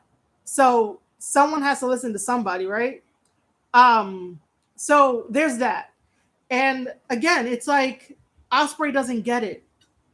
None of these guys that try to no sell and want to do what they want to do, they don't get it. They have to be prepared for television. They have to be prepared for an audience. Not everyone is gonna like the wrestling that gets put out, and that's totally okay. But there is a way to go about it, and by going about it is by improving, improving on it, knowing when to do something, learn psychology, pull the kid aside and be like, hey, we got to talk about this because this is important. um Showing previous tapes in wrestling history about, like, when to do this, when to do that, the timing, take bits and pieces, put it in his arsenal, because all he wants to do is high spots, high spots, high spots. High spots don't get you anywhere. High spots, it, like, that phrase that there'll just be a flash in the pan. It's that. It's that, and it's like, if you do that long enough, you're not gonna end up creating the person you want to become in professional wrestling. And the longer that you take to fix that, to correct that, you're gonna get lost in the shuffle, because professional wrestling is all about adapting. Like, you can't really adapt on the fly with these high spots because you're gonna get knocked out of orbit. It's the same thing about, like, Flash. Once somebody can match Flash's speed and knocks him out, he gets knocked out of orbit. So, why wouldn't Callan Newman change up what he does? And fighting against Shingo Takagi, that shit, like, exposed him. But him fighting Shota Umino in the G1 really, really, really exposed both of them. And it's so sad. And I was like, that match is so shit. I never, in the history of my 5 years of podcasting and talking about New Japan Pro Wrestling and talking about wrestling in general and talking about AEW and WWE, I never had to say that was a shit match. I try my best to be like, that match wasn't good, so let's talk about it and let's improve it. I never have to say that match was shit. But Shota versus Callan Newman was shit. It really was. And that was bad for both of them, for representing New Japan Pro Wrestling. And it's like, oh God, and this is me being completely honest and basically without a filter, even though my Elgato here, not sponsored, has a filter. But other than that, like, if wrestlers are not improving, then the business is going to pass them by. That's why we don't have, like, we don't really talk about many other wrestlers, because sometimes the business will pass you by. You cannot get by on high spots alone. And I said that before. You cannot go on with just speed. All right, cool. You can run. You're a track star. That's great. What else can you do with that speed? How can you use that to your advantage? Now, I will say that Callan Newman has a cool ass shit, a cool ass thing. I'm sorry, a cool ass thing. Where he does run and, like, slides and, like, trips trips the wrestler. I do like that. He has to expand on that, but he has to stop doing high spots. And you can't learn from somebody that always does high spots, always does the same moves over and over and over again, because wrestlers that still have the indie wrestling on them, what do you call it? Wrestlers that still have the indie wrestling thing on them is not going to see anything wrong, because they think they're doing all the right stuff and supposedly listening to the crowd, but nothing really happens. Where was I going with this? Oh, um, it's indie wrestlers that wrestle like the Ospreys and anyone else. They run through their whole move set in 5 minutes when they have, like, a 20-minute match. And that's bad. That's sad. Because it shouldn't be that way at all. It really should not be that way. Um, if you run through your whole move set in 5 minutes because you want to hit all the high spots, you want to hit all of the high notes and bring the crowd on this emotional ride, you're not going to have anything else for the next 15 minutes. And then you got to repeat the same moves over and over and over again. And it's like, why do I go watch this? How am I going to be taken on this ride, get the ride for 5 minutes, and then that's it? How am I supposed to cheer? How am I supposed to feel for the next 15 minutes of this match because you want to go through your move list in 5 minutes? How does that tell a story? That doesn't tell a story. That doesn't have peaks and valleys into what you're doing. And then when fans get upset at Osprey, Osprey doesn't know how to respond to it because Osprey doesn't want to listen. He doesn't want to learn. He doesn't want to change. And I'm saying this out of concern. I'm saying this out of frustration. I'm not saying this out of like I don't like him. I don't know him personally. I just know him as Will Ospreay the wrestler, and Will Ospreay the wrestler does not sell. And there are people that come to his defense, and it's like that's not it. Like the wrestling business shouldn't have to accept everything. You know what I mean?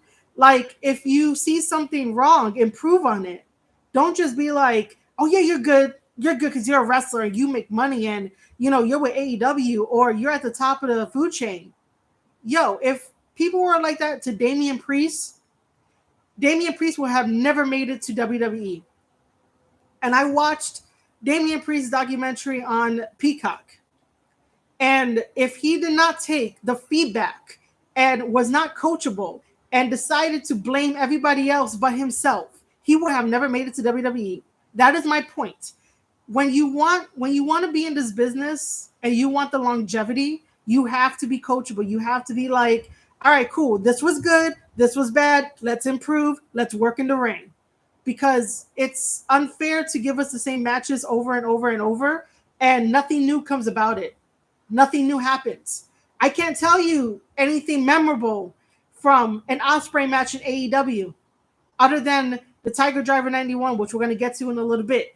But I could tell you maybe some cool shit that happened with Osprey in like New Japan Pro Wrestling. Osprey versus Mark Davis was a really good match. Osprey has some really good moments in New Japan Pro Wrestling. Osprey created United Empire. That was fucking perfect. But in AEW, it's the same match over and over and over. And they do matches for matches. They don't do match for story because no one really knows how to tell a story. You can't just have a wrestler that does high spots thinking it's a story. It doesn't work that way. There's no way that works. That's like saying your favorite TV show should just have action, action, action with no story. Like if your favorite TV show, I'm just making an example. If your favorite TV show follows the main character wakes up, does normal stuff, goes out the door, and there's like a fight. Whoa, why did he get into the fight? What happened?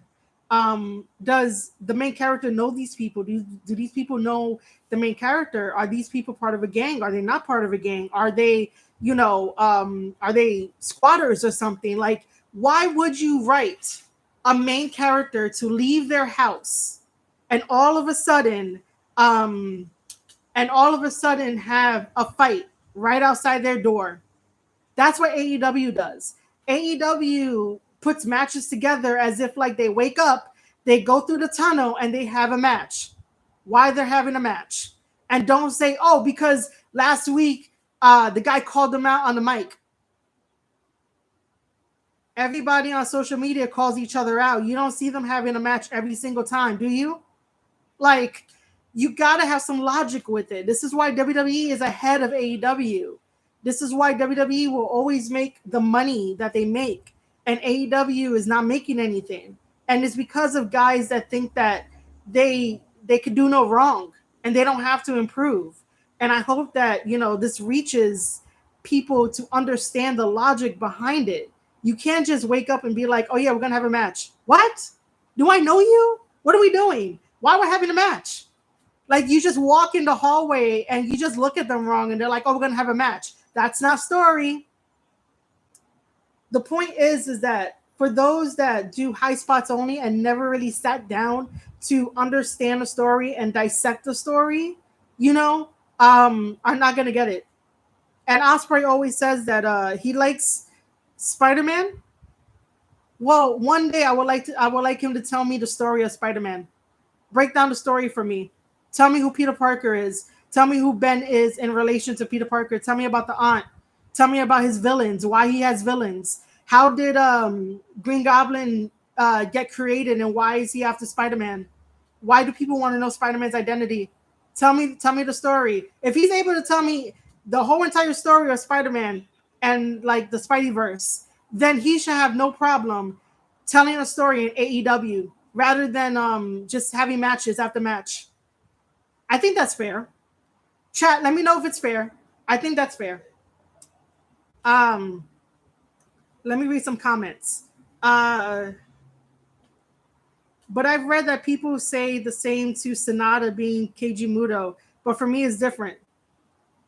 Who says that? Who says that? I've never came across someone that says that.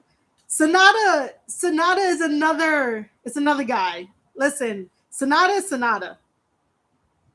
Um, I would have to get into like a Sonata thing, but Sonata, Sonata. You're always getting frustrated with Takagi. Um, Callum defeating Shota in 5 minutes. Oh lord! But it was New Japan's fault too because they want to put a lot of matches the first two nights, which I don't get. Yeah. Um, I guess if you put a lot of matches the first two nights, you get the head start, you get the ball rolling. But you got to know who to put who first. Putting Callum versus Shota was a very bad opening night, very bad. Um, it was amazing. Even I didn't like some points of Damien's reign. I could recognize Damien's hard work. Yep, totally agree.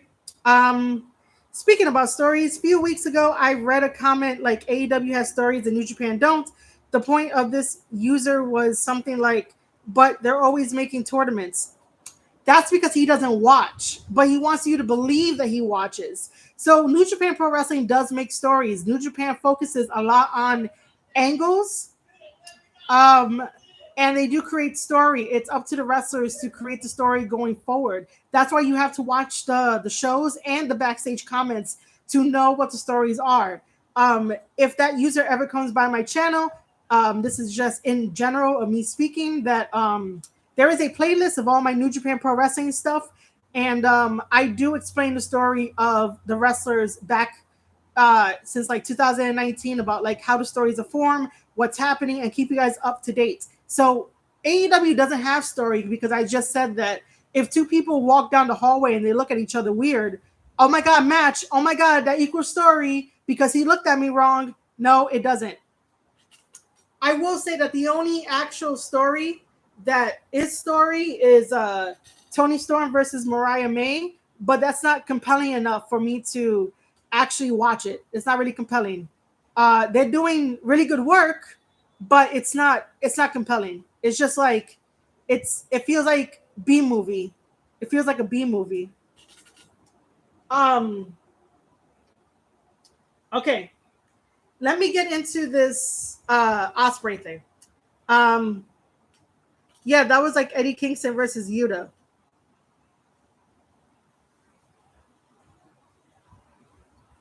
Are you talking about on AEW? Because I know I didn't see that match. But Wheeler Yuta, don't get me started because I was the same way.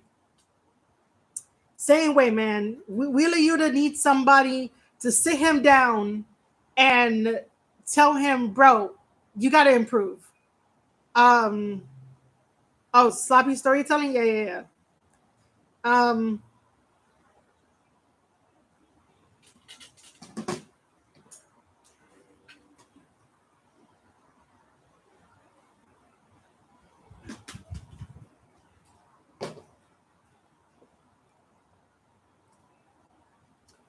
Which match do you want to see for All In? Um. Give me a second. I'll be right back. I'm drinking a lot of water, so I need like bathroom breaks.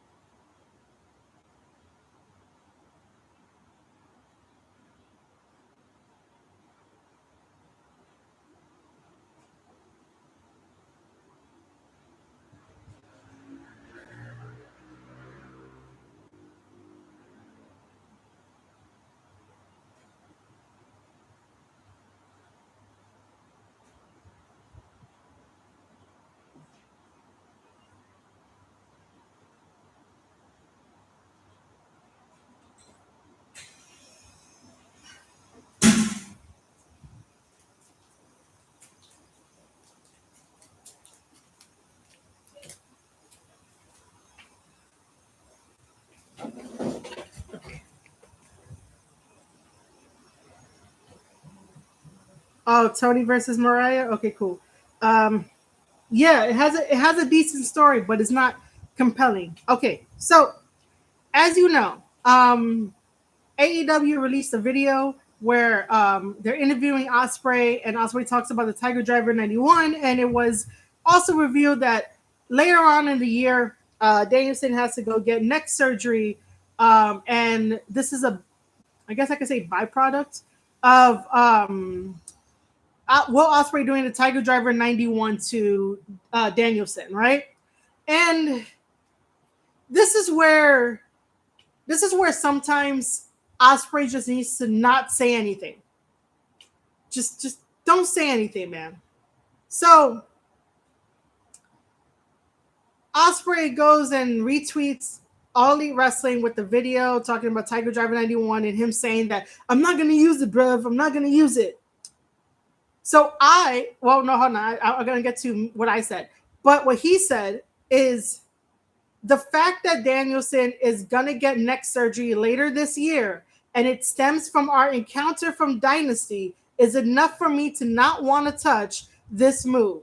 Every other move I have, if you're trained enough, you can protect yourself. There is no way to protect yourself here. Sir, why are you revealing your magician hand on the mystique of these moves? And why you're trying to play up the huge ultimate babyface at the same time? It did not need to be said. You have a video. There's no extra context. There shouldn't be no extra context. But by the way, I would like to mention that Daniel Bryan has a history of nagging injuries that he never really took care of. So by doing the Tiger Driver 91, it sped up the process of him getting the surgeries that he needed. By doing the Tiger Driver 91, it was not like a direct correlation to him getting the surgeries later on. It was just like it happened, it sped it up. His neck really fucking hurts. He's in bad shape. So he needs the surgery because it just sped it up. Now, I do want to mention a follow-up tweet, right? Because somebody asked Will Ospreay, how do you protect yourself from a hidden blade to the back of the head or any other variant where the person is wide open? First of all, no fan should be asking, in my opinion, no fan should be asking about how do you protect yourself from X, Y, and Z. If you want to know how to protect yourself from X, Y, and Z, go to a wrestling school. Do not ask wrestlers online. But Will Ospreay has a big ass heart, and Will Ospreay goes and says, cover your head with your arms. Swerve did it in front facing, timed right. You can block and duck the strike. Ospreay is killing the business. Ospreay is killing the moves. Like, sir, the hidden blade is a cool move, but at the same time dangerous. And no fan should be asking, well, how do you protect yourself from this? How do you protect yourself from that? Because you want to know why? If you ask that, that means that the supposed wrestling news people are going to take that, run with it, make it a headline. And like, again, exposing the business, destroying the moves, destroying the mystique of it. Kayfabe, I know they say kayfabe is dead, but shit, man. Like, leave some kayfabe. Don't answer questions from fans that are like, oh, how do you protect yourself from this? Go to a wrestling school. Go learn if you want to know. Wrestling should not be like, oh, how do you protect yourself from this? How do you protect yourself from that? Like, no, you're a fan. You're supposed to be cheering and supporting the wrestler and what they do, not ask them how to protect themselves. Like, why would you want to reveal that? You shouldn't reveal it, because then I shouldn't get excited for the hidden blade. I shouldn't if you reveal it. Like, the thought process that goes through Will Ospreay's head. Like, don't do it. This is why PR is necessary. You don't see people asking like Drew McIntyre, yo, how does someone protect themselves when they have to take the Claymore? You don't see fans asking let's see, any other WWE star, like, how do you take this move? No one is asking Cody Rhodes, hey, how does someone protect themselves from taking the Crossroads?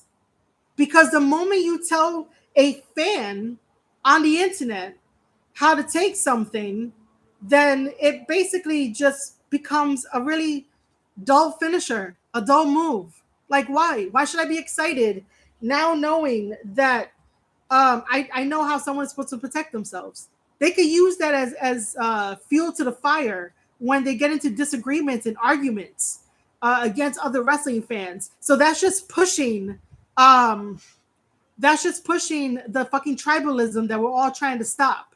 Wrestling fans are not supposed to know more than what they should about the wrestling business. And by telling somebody how to protect themselves from the hidden blade, it's like, why? Why are you doing this now? Because you want to be the ultimate babyface? Because you want to be seen as a good person here? Like, you know. So I respond with, um, this. I quote tweeted him. Becoming the ultimate babyface while revealing the magician's hand behind the mystique of wrestling moves. Facepalm. Danielson had nagging injuries for years, and the Tiger Driver 91 just speeds up the injuries to surgery. It's not your fault. Stormbreaker is still a powerful finisher.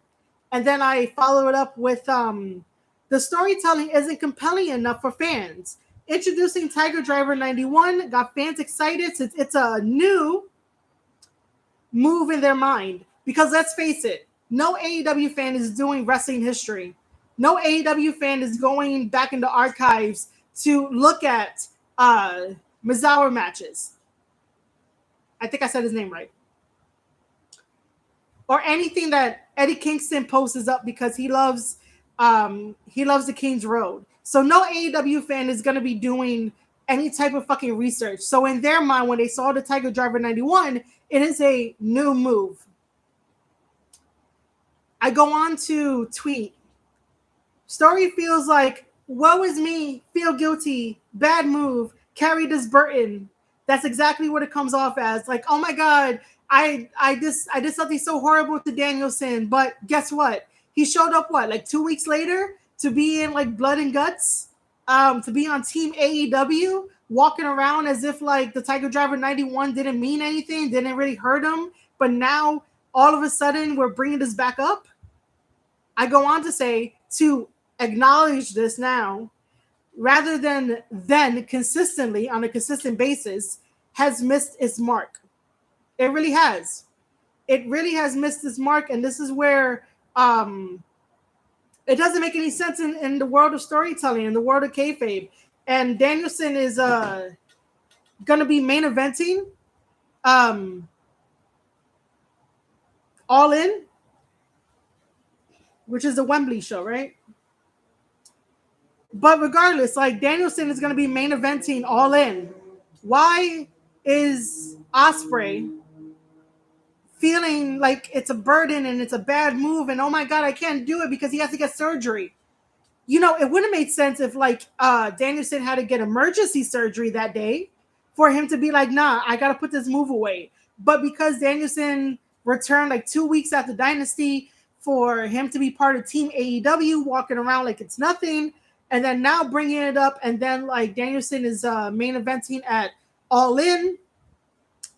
It's sort of like, bro, what are you talking about? What story are you trying to create? Like, what are you doing?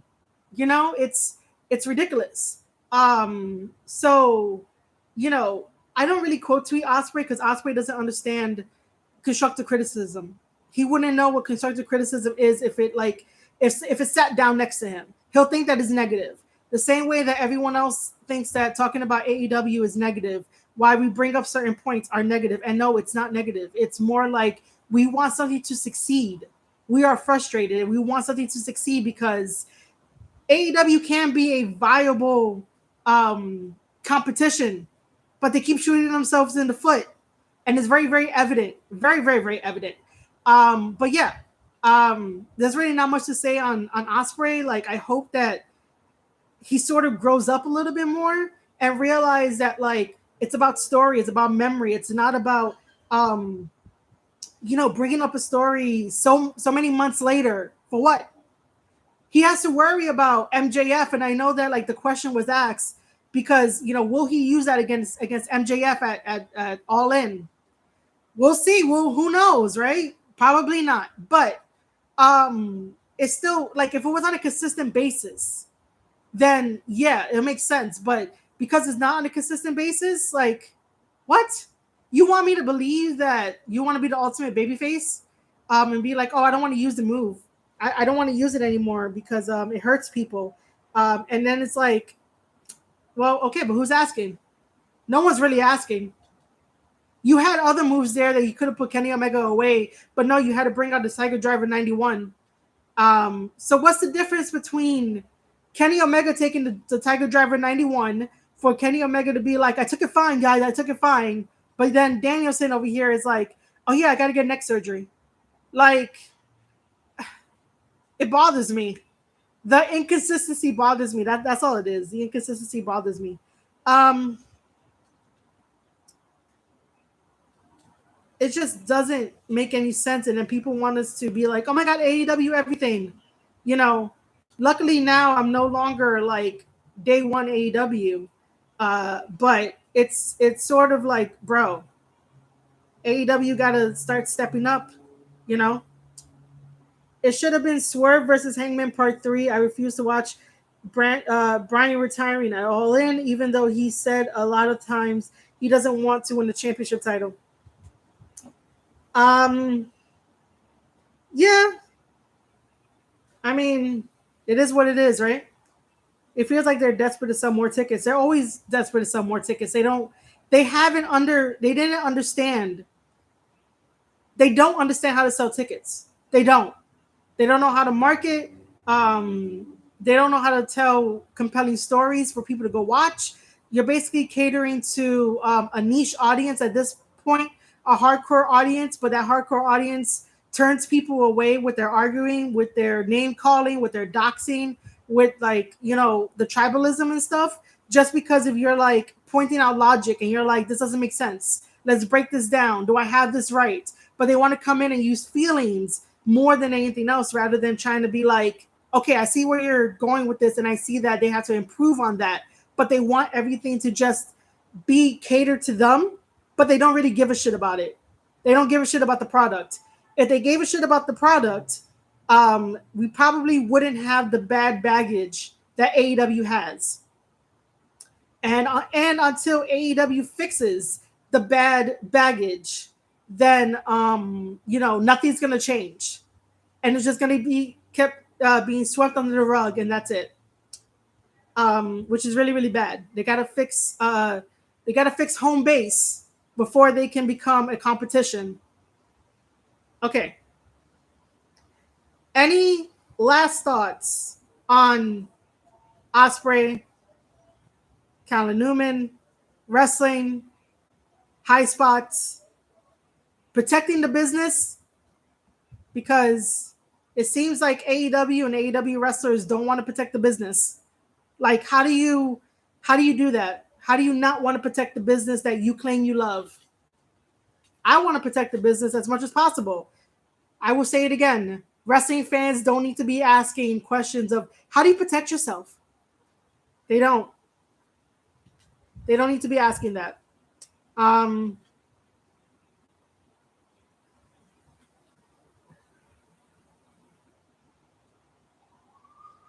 Whew, okay.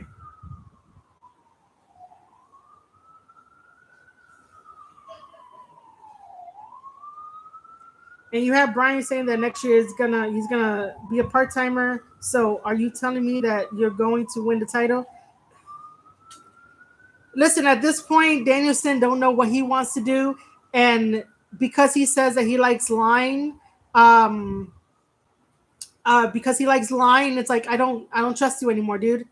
Vortex, there are better questions to ask that isn't how to protect against such and such, right? Yeah, man. Like you destroy the mystique of the moves that are supposed to be cool.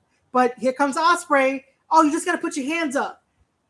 99% of wrestling fans that they've been following wrestling for a long time and they're not a new fan since like 2019 or 2024, they know that most of the moves you got to put your hands up. They know that for certain moves you got to tuck your chin in. And I will say those things. Those things are fundamental, but to really ask somebody to break down one of their really good signature moves like the hidden blade, to ask that wrestler to break it down, then you just destroyed it. That's my point. You just destroyed it if you had to ask the wrestler, hey, how do you do your move? Like I said earlier, no one is asking Drew McIntyre how does his opponent protect himself from the Claymore, because getting kicked in the face is not fun. But no one is asking that. No one is asking Cody Rhodes how to protect themselves with the Crossroads. No one is asking Stone Cold Steve Austin or Kevin Owens how they protect themselves from the Stunner. No one asks Kevin Owens, hey, how does a wrestler protect themselves from the package power driver? And the package power driver could fucking paralyze you. No one asks any wrestler that. But when it comes to Ospreay is an open book. I just have, concerns, frustrations. Don't always be an open book to professional wrestling fans, because they could take that, use it as bait, use it as tribalism, and then it gets traced back to you. And then no one knows how to deal with the backlash. Don't reveal how to protect other wrestlers from your moves when wrestling fans ask about it, because ridiculous. They don't need to know unless they're going to go to a wrestling school. And if they're not going to go to a wrestling school, then don't give them the answer.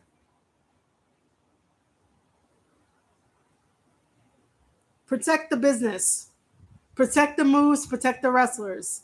Fans do not need to know anything about the moves that deep for protecting. Why? Okay.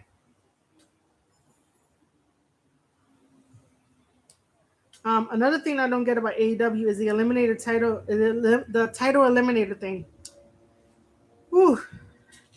Swerve versus Ishii because, hey, we have a New Japan guy here. Oh my. And you put Newman instead of Ishii in the G1. No. Listen.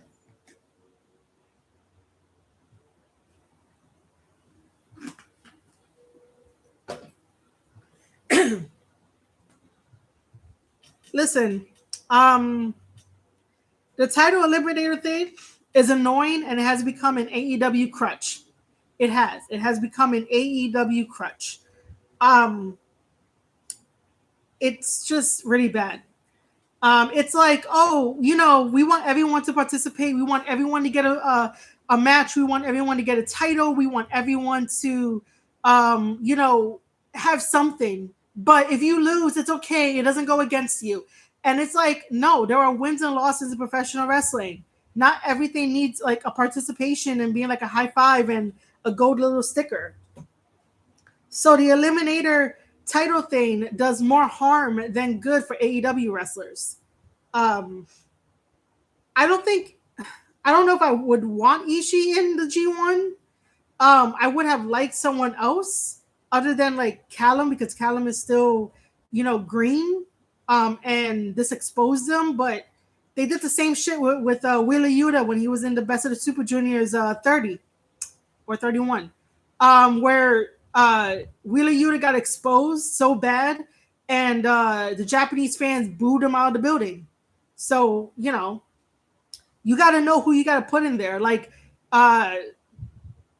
let's see, who could they have put in the G1 to replace Callum? I'm really trying to think. I gotta think of weight class because I can't be like Robbie Eagles. They could have put like Shane Haston there. They could have put Hiromu, Taichi. Yeah, man, they could have put Taichi. They could have put Mustafa Ali for the G1. Who I would have loved it. Who else?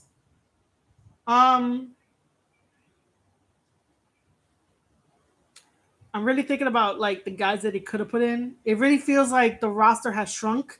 Oh, they could have put Fred Rosser. How come Fred Rosser has not gotten into the G1? Why?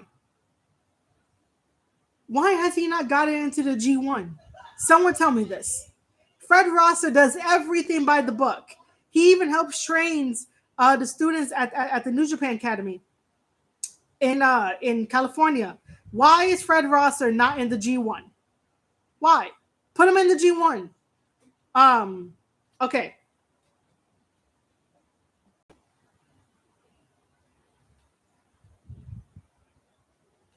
Yeah, Maloney, man. Maloney, yeah, he's more like a heavyweight now, but he's doing fantastic, by the way. So this is what I wanted to yeah, he's junior tag. Okay, so I wanted to quickly talk about the Never Openweight Championship title, which Hanare is finally a champion in New Japan Pro Wrestling. Yes, he's my buddy as well. And I would love this matchup. Hanare versus Hiromu, fantastic. You know, Hanare is going to be a fighting champion. Hanare is going to wrestle everybody and everyone. I did not like that Hanare lost to Konosuke. Like, Hanare almost died for the company, and he's losing to Konosuke, who just walked in. How does that make sense? And if you don't know what I'm talking about, in the dog pound match, the cage match, um, that happened in New Japan Pro Wrestling right before Osprey left. Hinari had his head split open because I think it was like Gabe Kidd that threw like a table at him, and like it just busted him open like really really bad. And they had to bandage him up, but he was a warrior. He continued, and then he went to the hospital, and then he went to go eat with the guys. Okay, he is a warrior, and he lost against Konosuke, who just came into New Japan Pro Wrestling. I still don't like that.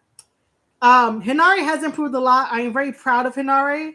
But yes, to my knowledge, nothing has changed. Alex Coughlin did retire, so you know there is that. But I would like to see Hinari versus Hiromu. I'm excited for this. Hinari has a bunch of other opponents that I would like to see him wrestle against for that Never Openweight Championship title. But yeah, this is just something very quickly I wanted to talk about. This is a very interesting development. This is an angle that will lead into a story. So for anybody out there that says New Japan Pro Wrestling does not tell stories, this is one, and you have to pay attention to the backstage comments. The backstage comments is where the story happens. I'm going to say it again for the people in the back. The backstage stories is where, I'm sorry, I've been streaming for too long and my voice is about to go. The backstage comments is where stories are made. There we go. Say it for people in the back. The backstage comments are where stories are made. But yeah, this happened.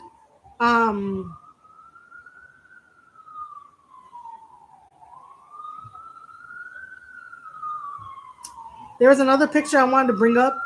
It's not recent, but I'll bring this up.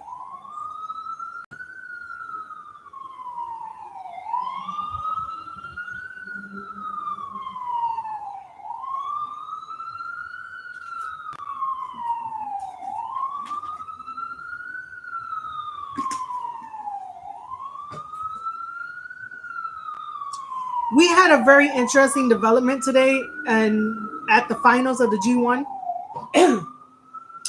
As you know, the final was just one match, but we had the undercard. And as you can tell, David Finlay is there. David Finlay is there holding the Global Heavyweight Championship title, which I really do like that belt. Um, so there was a tag team match of I think it was a 6-man? David, Gabe, Jake Lee versus Bishamon. So Yoshihashi and Godo and somebody else. I don't remember who was on it. Oh, was it Homa? Homa was there? Yeah. Because Homa does a freaking Kokeshi drop. So like, yeah, Honma. Okay, so 6-man tag. The ending of that match had Yoshihashi pin David Finlay and take the Global Heavyweight Championship title. I am interested and intrigued, but not fully committed to the idea of Yoshihashi versus David Finlay. It's going to be a fun match. It's going to be a fun story. It's going to be a fun angle. But for the most part, I am not 100% uh, committed to having Yoshihashi versus David Finlay for that title. If anything, because Yota Tsuji lost today at the G1, I would say that it should be Tsuji versus David Finlay for that title, because there's not really much, not really much. For me, is the Intercontinental Championship. Sorry, they can call it global, but if it's white, huh? I get that. I totally get that. I just wish they would bring back the Intercontinental Championship title. Also, I need David Finlay to really like go around the world to defend that belt. I think that sometimes running I guess I could say a gimmick like that. You know, running a gimmick like that, it takes planning, takes time. But I would just send David off to excursion and try to get him bookings here, there, everywhere, like not so quickly, but every so often. But he had a really good G1 anyway. But I just can't get behind Yoshihashi versus David Finlay. I just can't. Not fully. They have to do something to like really catch my eye. But if it was like David Finlay versus Goto, I'll be behind that. David Finlay versus Yota Tsuji, I'll be behind that. David Finlay versus um, I don't know who else will be a good fit, but Goto and or Yota Tsuji will be perfect for that. Um, okay, let's. Oh, I closed the wrong window.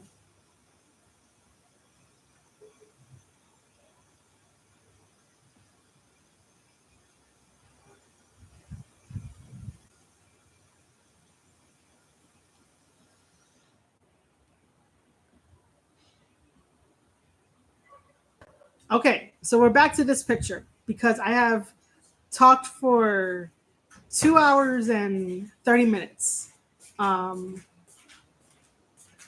yeah, Goto, right? Like Goto would work against David Finlay and that championship title. So, do we think that Zack Sabre Jr. was the right choice? Myself and others in the chat don't think so, because it doesn't make any sense for him to challenge early for the IWGP World Heavyweight Championship title at the UK shows. And I feel like he's going to lose it. And then we're going to have a really weird situation at Wrestle Kingdom. We may end up getting like a triple threat. I think like a triple threat will work. A triple threat will work.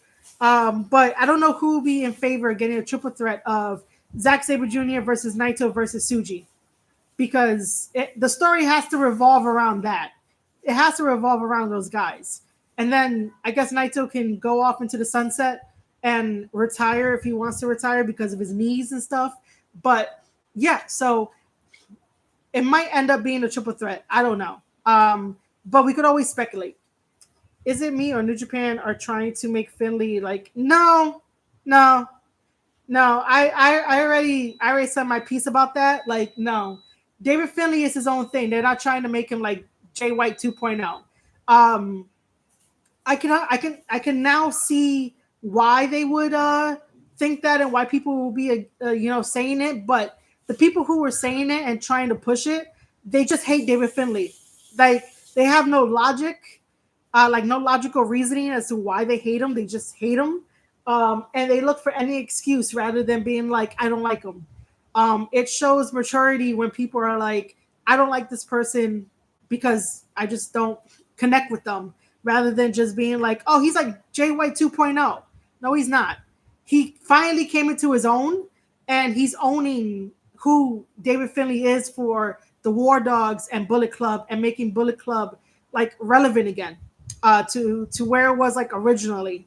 with like Finn Balor in them. So nah, he's not. They're not trying to make him JY 2.0. Um, but other than that, we asked the question of was Zack Sabre Jr. the right choice to win the G1? And we want to hear from you in the comments after this video goes to VOD, video on demand, and you're watching this after the fact. So let us know in the comments, was Zack Sabre Jr. the right choice for the G1?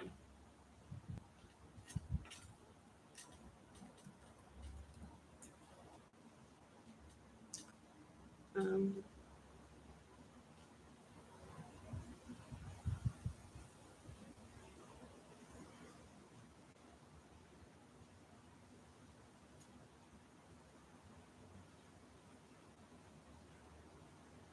I mean, people compare everybody to somebody, right? So for the remainder of time, I am going to introduce to you guys the newsletters that you should be subscribed to. Um, and again, all of this will be in the chat and also in the description below, and even in the comments about where you can uh, hang out with me, read my stuff, and support.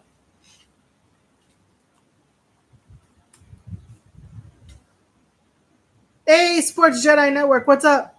Yeet. I gotta like create some like stuff for my YouTube side of things. Thank you for joining me. Uh,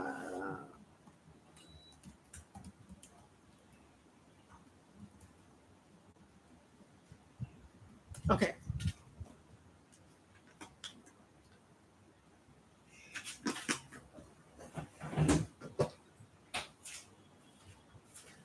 Okay, so the two URLs that I put in the chat, the live chat, because after this goes to VOD, you guys are going to be like, what chat?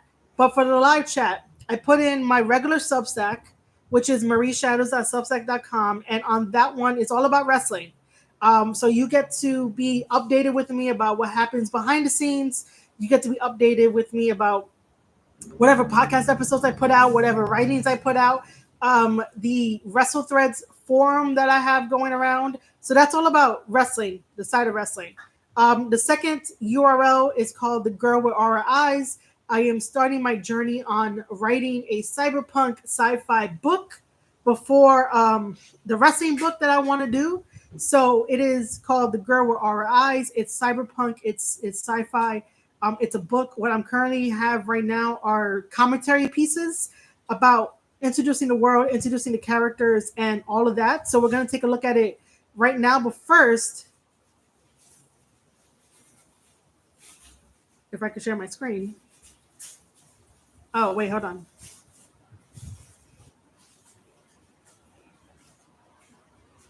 Can I not? That's weird. Okay, give me a second. I think I have no, because then I guess I have to do it from here. Wait, it's not letting me it's not letting me do it how I want to do it. Oh wait, I have to do it from here. Okay, got it. I'm still learning. Okay, I'm still learning. So this is basically the Marie Shadows Substack newsletter where it's all about wrestling. Square Circle Podcast Hub. I wanted to keep that all in the same mind frame and branding. So basically, my wrestle threads about WWE in Japan, WWE UK government shaking hands on like WrestleMania, and like AEW gimmick chairs. I have my latest podcast episode out about Cody Rhodes versus the internet. And guess what? No AEW fan can tell me how Cody Rhodes lied. No one has. So if you want to tell me how he lied, let me know. Listen to the whole podcast first, and then let me know if he lied or anything like that.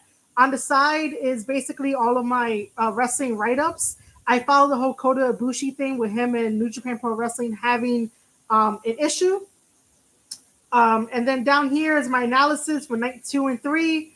Another Wrestle Threads. I also react and do tape study series to your favorite wrestling matches, such as these. These are fun to do. Go check it out. and then some more stuff. But essentially, this is what it is. It is a newsletter.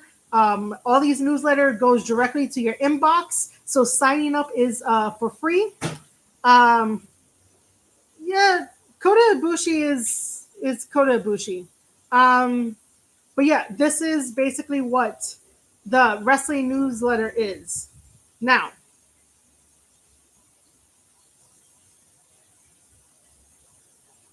there's really nothing like exciting to see the dashboard. Um, yes, I am following Marigold. I'm trying to like follow everything else, but I am following Marigold. So the Girl with Our Eyes is basically, like I said, a cyberpunk sci-fi book where I will be writing updates about like the world building, the characters, a glimpse into it. So this is like a first look into the glimpse. This is how the newsletters look like. And I call you guys Starlighters, you know? And then this.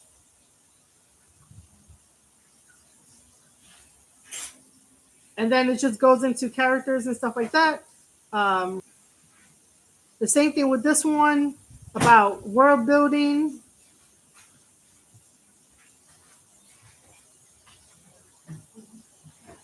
And again, both are free to sign up and subscribe, and you guys would get notifications to your inboxes about if I upload something new for this one and or the wrestling one. However, chapters for the Girl with Aura Eyes are going to be behind a paywall because that's just a way to protect it. So that's that. But yeah, let me do this quickly.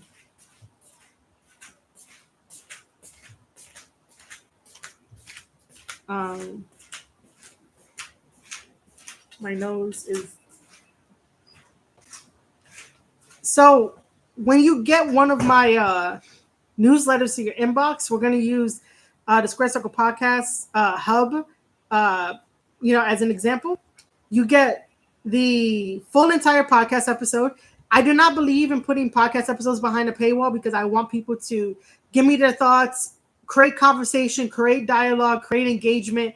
And to pay for that, it's like, I get why payment should be accepted because it is a hard work. It is only me here. I am the only person to produce the Square Circle podcast, produce the live streams, produce the podcast episodes, produce any kind of writing.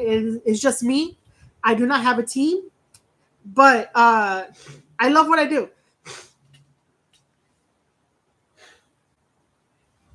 My sinuses are starting to mess me up at this point, but I love what I do. So that's why I don't put that behind a paywall. So it's Cody Rose versus the internet. You get the full entire podcast and you can listen directly into the browser of Substack and or the email. So you get that.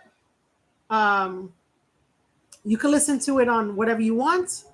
And I give you feedback and I give evidence and I tell you why things are happening and stuff. And then, excuse me. And then, if in case you missed it, all this stuff here. But that's that. Um, that's what I do. I love what I do. I would just I'll put the links back in. Um,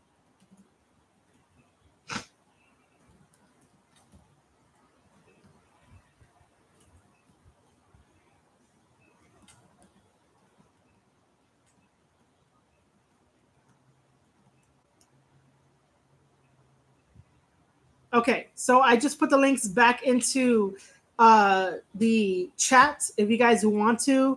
It's free to sign up. You could always sign up, and then if you don't like it anymore, you can, I don't know, unsubscribe. It's totally okay. I understand that opinions change and ideas change and feelings change, and I totally get that and whatnot. But it's free to sign up. Anything that I post will be going straight to your inboxes, so that way you can keep up with me for anything that I do. And that's me building a community. I am trying to also build a Discord, and I am also trying to have the time to go to Florida one day and visit Florida and see if I can move out to Florida for the wrestling opportunities and for other opportunities. Um, yeah, I know sports. Eventually it'll happen. I know. Eventually it'll happen. Um, okay, cool. So maybe I could just chat with you about that. But yeah, I really wanna move down to um, Florida. Um, as much as I love New York City, I think it's time for me to spread my wings, do more stuff in the wrestling space, get more opportunities, and actually be outside. Because when they say the concrete jungle, they really mean the concrete jungle. And it sort of opened my eyes when I was watching the Damian Priest documentary. And when he had to move from Puerto Rico to the Bronx, he was like, yo, they call it a concrete jungle. You can't really do much, which is true. Uh, you can do stuff. You can go here, you can go there, but to have a lifestyle to want to get out every day, walk every day without like trying to duck and trying to avoid the mischievous people around here in New York City. It's one of those like I know that mischievous people are everywhere, but I could just be out in the sun. I don't have to worry about too much. But yeah, I think it's time to explore other options. So I'll keep you updated on that because I would like to go down to Florida to visit first before making anything like official.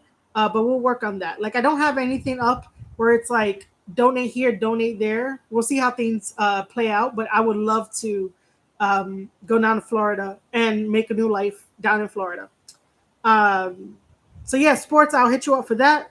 And welcome that you're on the other side of the ocean. Welcome, welcome, welcome. Uh, you were born and raised in the Bronx.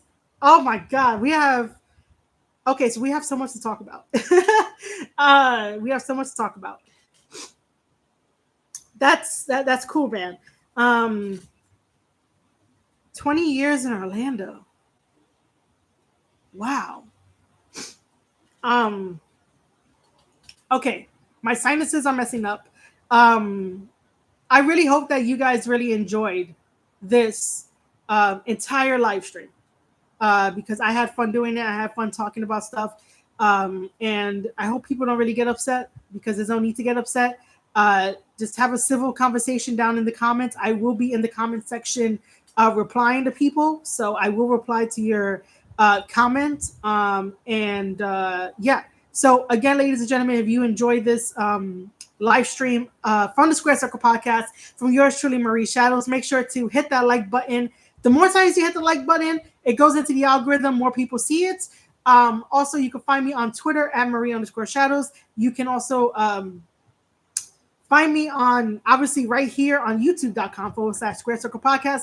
Make sure to hit that follow button.